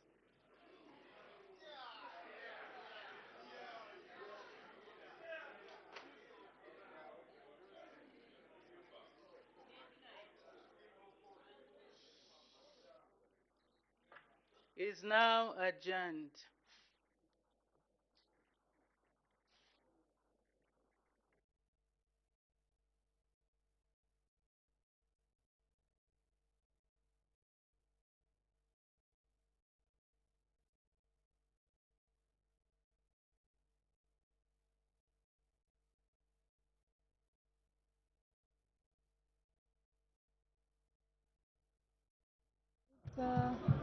The House has since adjourned as we saw the Honorable Minister of Finance and National Planning, Dr. Stumbeko Mr.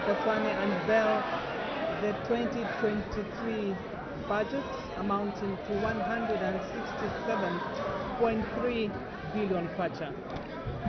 And the theme was the presentation was under the theme Stimulating Economic Growth for Improved Livelihoods. And before we cross over to our colleagues who are downstairs that will be interacting with various stakeholders on the budget that the Minister has presented, let's quickly, Claudette, look at some of the highlights that the Minister touched. The Minister started off by highlighting the successes that the government has scored so far. He did talk about the recruitment of health personnel and teachers, providing free education to learners, increasing beneficiaries under the social cash transfer. And he also talked about, that he did say that there's actually more that needs to be done despite the successes that the government has scored so far.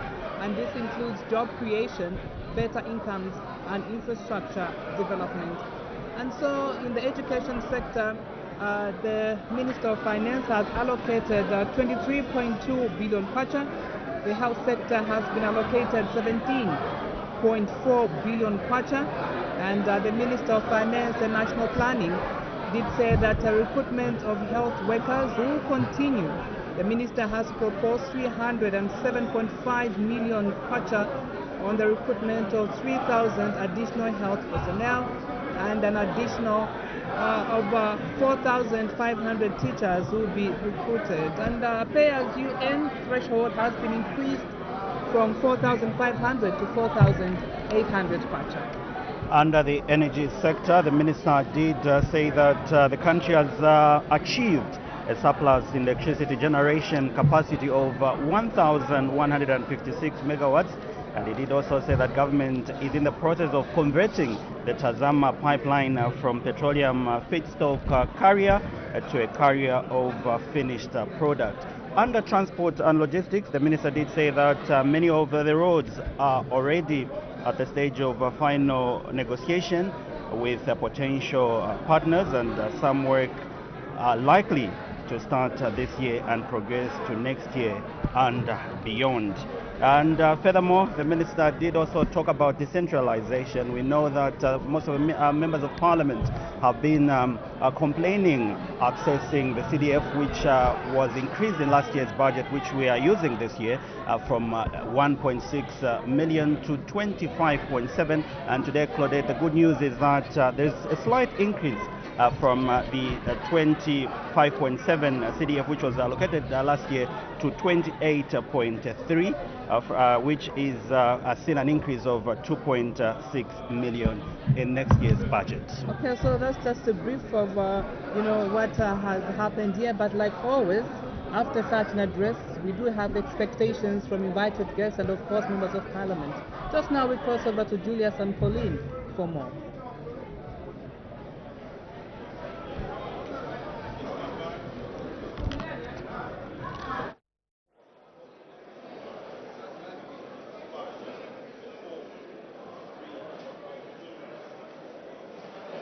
All right, thank you so very much, Posent and Claudette. And of course, we take cognizance that the budget has been presented by the Minister of Finance and National Planning.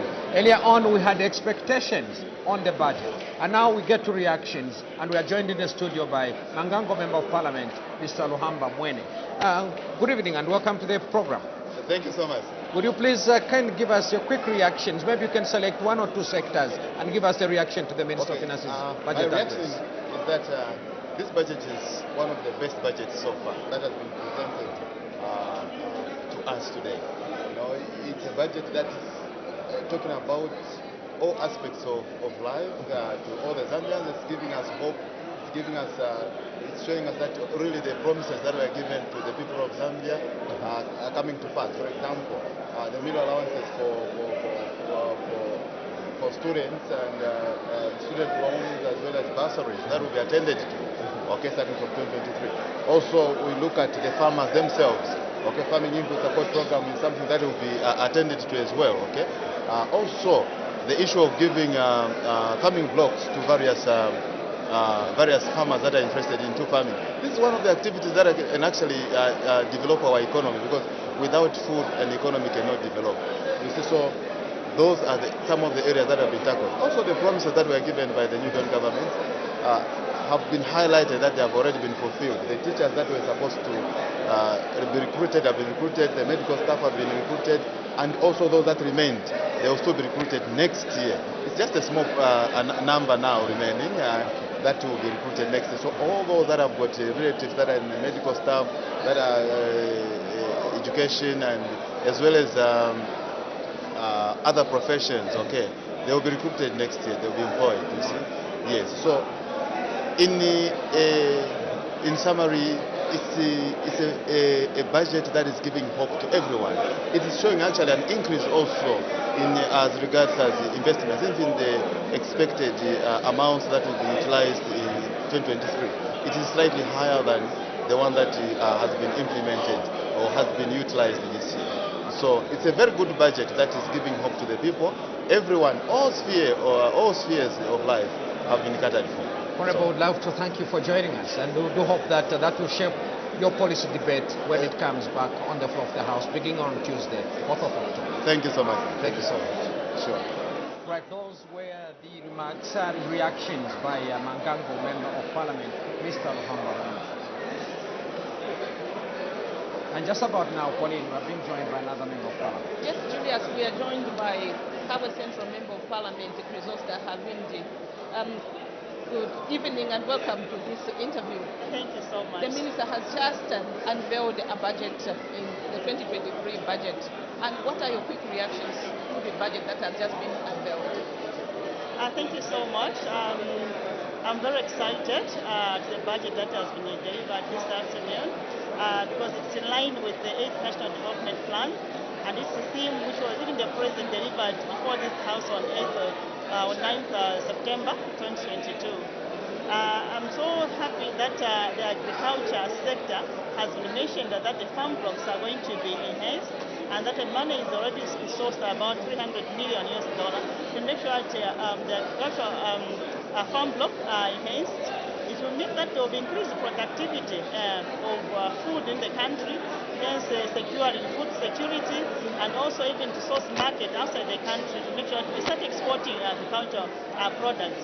This means that agriculture in the country now will be the way to go in terms of economic transformation.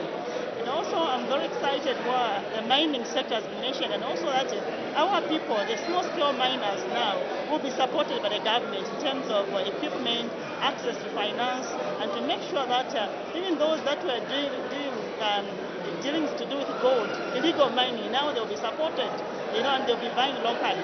This is so exciting because we make sure that even tax revenue will be enhanced through the gold mining. Also, the increase to the CDF again is yet another milestone this budget, and that the communities are being empowered even more.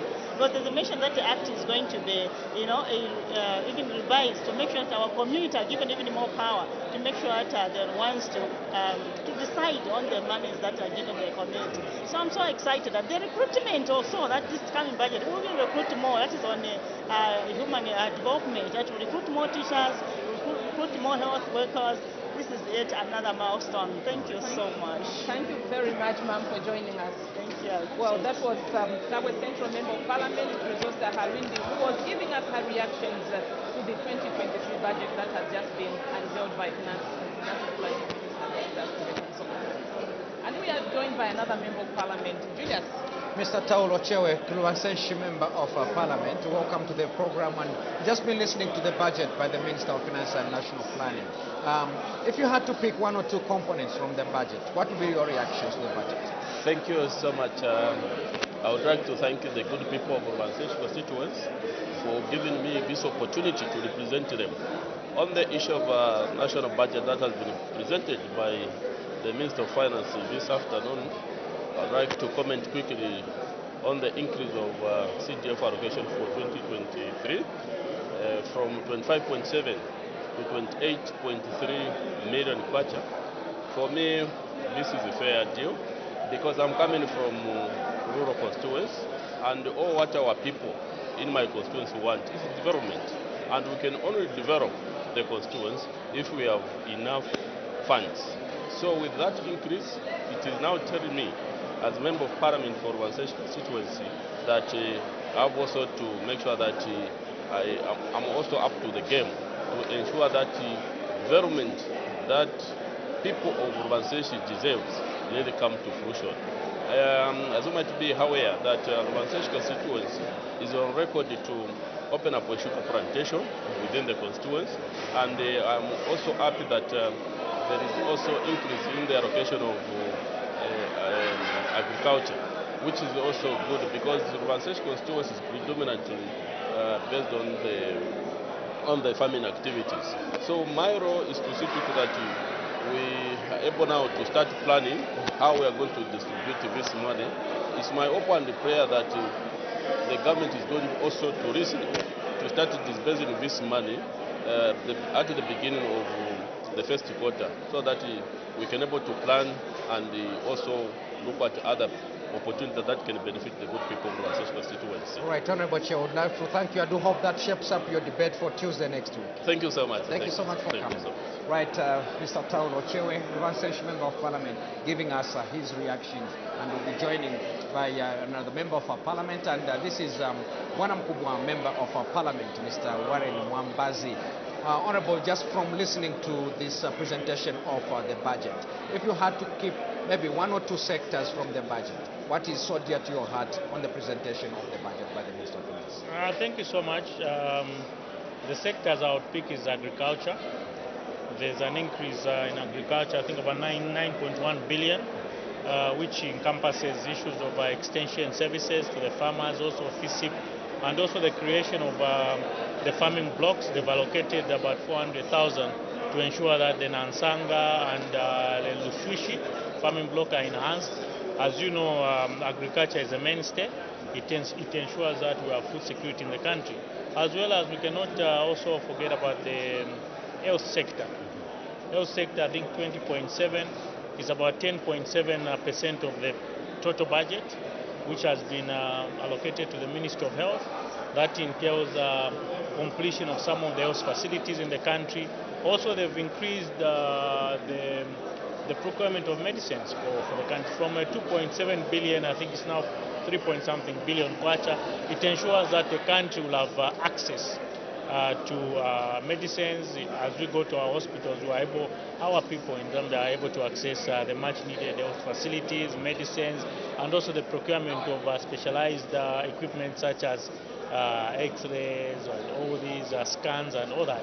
So that will help us as a country, as well as the completion of some health facilities in the country, and also the implementation of mini hospitals in the country. That's going to be done through the same allocation by the Ministry of Health, as well as education. Education has also been ramped up. You've seen education getting about over 20.8 billion kwacha, because education is an equalizer. So everybody needs to have a right to education. I'll have to cut short. Let me not preempt your policy debate when the debate comes up for consideration on Tuesday. Thank you so much. I do hope that shapes up your beginning and talking points. Thank you. Thank you so much for joining us. All right, remarks and reactions keep coming. Pauline, we are joined by another Member of Parliament. Yes, Julius, we are joined by another Member of Parliament. Good afternoon, sir. Thank you very much for accepting to come to an interview. We have just listened to the Minister's policy statement, and did him actually deliver the speech, the budget speech. Yes. So what are your quick reactions to the speech that has just been delivered? Yeah, thank you so much. I think my quick reactions are related to basically my constituency in Mbabala and Choma. We are an agrarian or agricultural constituency, and we are very excited by the extension of FISIP, that FISIP is going to continue for the next 3 or 4 years, and the additional add-ons such as value addition to the FISIP program. That is very exciting to us. We are also very excited about the Animal Diseases Laboratory, establishment of the Animal Diseases Laboratory, to be able to improve fighting animal diseases like cattle and others, and also the surveillance to stop cattle theft and related problems that we're experiencing. we are excited about the increase on the tax credit on disability, which is going to allow persons with disabilities enjoy much more services.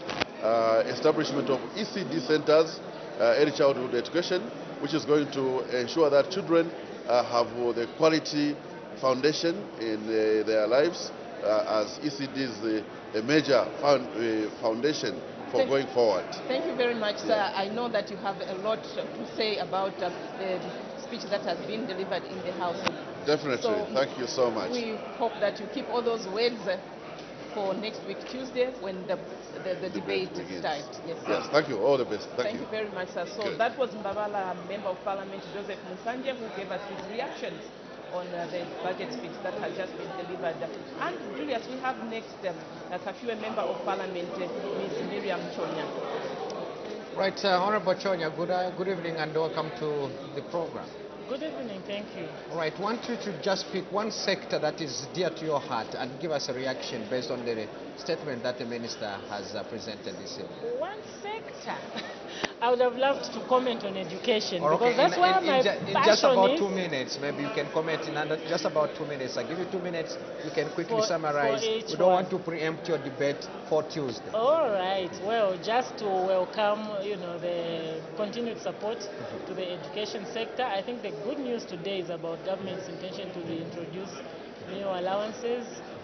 This was quite a challenge for most of our students that are vulnerable. And so it's good that government is thinking in that direction. But I also like, the aspect of agriculture. Kafue in particular, there was mention about more support that will go towards our Chansi project in Chanyanya. We look at that particular project as something that will create more job opportunities for our local people. So that was, I think there was a lot in this budget that was really good, and all I can do for now is just to commend, our finance minister and the entire cabinet and the new Dawn government, actually, for being focused on the welfare of the people and how to improve their livelihoods. This is also in resonance to what His Excellency the President said, about a fortnight ago when he came to address Parliament. So the focus on the people and trying to improve our welfare is really what is encouraging about this new Dawn government. There was mention about borrowing. Of course, borrowing for the right reasons, is inevitable. And indeed, coupled with the IMF program that we've gone on now, we anticipate to see a lot of, good things happening in our economy, which were almost, going down. All right. We'll hope to get some more detail as policy debate opens on Tuesday, Honorable. But we would want to thank you for sparing time for your reactions. Thank you so much. Thank you so much. Kafue Member of Parliament, Ms. Miriam Chonya, giving her reactions to the address to the budget that has been presented by the Minister of Finance and National Planning. Just about now, another Member of Parliament joins us for that. Yes, we are joined by another Member of Parliament. This is Mr. Herbert Mabeta, Member of Parliament for Kankoyo. Sir, welcome to this interview. And your quick reactions to the budget speech that has just been delivered by the Minister of Finance. Well, first and foremost, I can say it's a progressive budget based on the fact that it's progressive. We are still maintaining the same momentum we started within the 2022 budget. So a lot of good things have been repeated this year, and that shows a bit, stability and focus on the things we want to do. Then there's also some goodness in diversifying the focus on investment in the farming blocks. That's where we need to put a lot of our resources, because we'll be talking about mining for a long time, and preaching the language of diversification without providing the means of how we can diversify. So that builds that to the next stage of growth of us, which we need as a country. Once we produce more value addition, it's going to attract more industries to add value, and export market, of course. So this is a budget which is first enhancing what we already have, because you can't throw away throw away a baby with the water. You have to keep some so that you start building on what you have achieved already. I've heard in the budget there is emphasis on settling of domestic areas where most of our SMEs have been struggling to meet their monthly obligation because the government hasn't been paying them.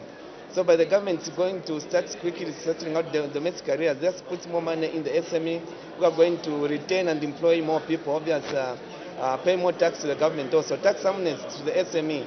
The government has proposed that we need to reduce, we need to give some breather to the SME who most of them failed to comply, and they attracted a lot of interest on money they were owing the government or other institutions. So there's a lot of good things in the budget, and the introduction of meal allowance also as a beneficiary of meal allowance at CBU. You know, this meal allowance becomes part of your income.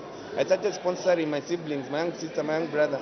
While I was at CBU, the little money I was getting, I was able to send it home. So this is also a form of empowering and giving some resource to the youth at a tender age. Well, thank you very much, sir. We hope to hear more of that in the coming weeks as the members of parliament begin to debate this motion. Thank you too. Thank you very much. And that was Bankoyo Member of Parliament, Herbert Maveta, who has given his comments on the 2023 budget that has just been delivered on the floor of the House this afternoon. And Julius, we are joined by another Member of Parliament. All right, this is Chisali Member of Parliament, Mr. Kalawe Mukosa. Just from listening to the budget attentively in the House, this is the 2023 budget. What will be your reactions? Maybe 2 or 3 sectors that you adhere to your heart, knowing that you are coming from a rural constituency. Yes. First of all, I would want to say that the Minister talked about quite a number of important issues, and there are some good pronouncements that the Minister made that are going to help the people of Zambia and the Zambian SMEs. For example, the introduction of the tax amnesty. Most companies that are owing ZRA in terms of interest are not going to pay because they have been given a waiver. The second one is the introduction of meal allowances. That is very, very important. That is empowerment to the students, as well as the fact that the government has decided to pay those loan deductions that the civil servants have been deducted by the government, but we are not being paid to the loan providers like Bayport and others.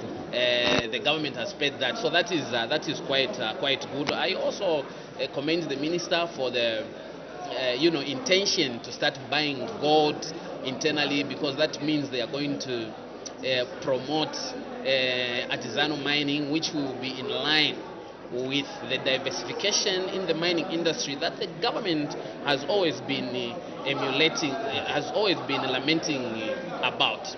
Then I also wish to commend them for emulating the Patriotic Front in employing the nurses, creating employment, because if you remember, the Patriotic Front, firstly, in 2016 they employed 10,000 nurses.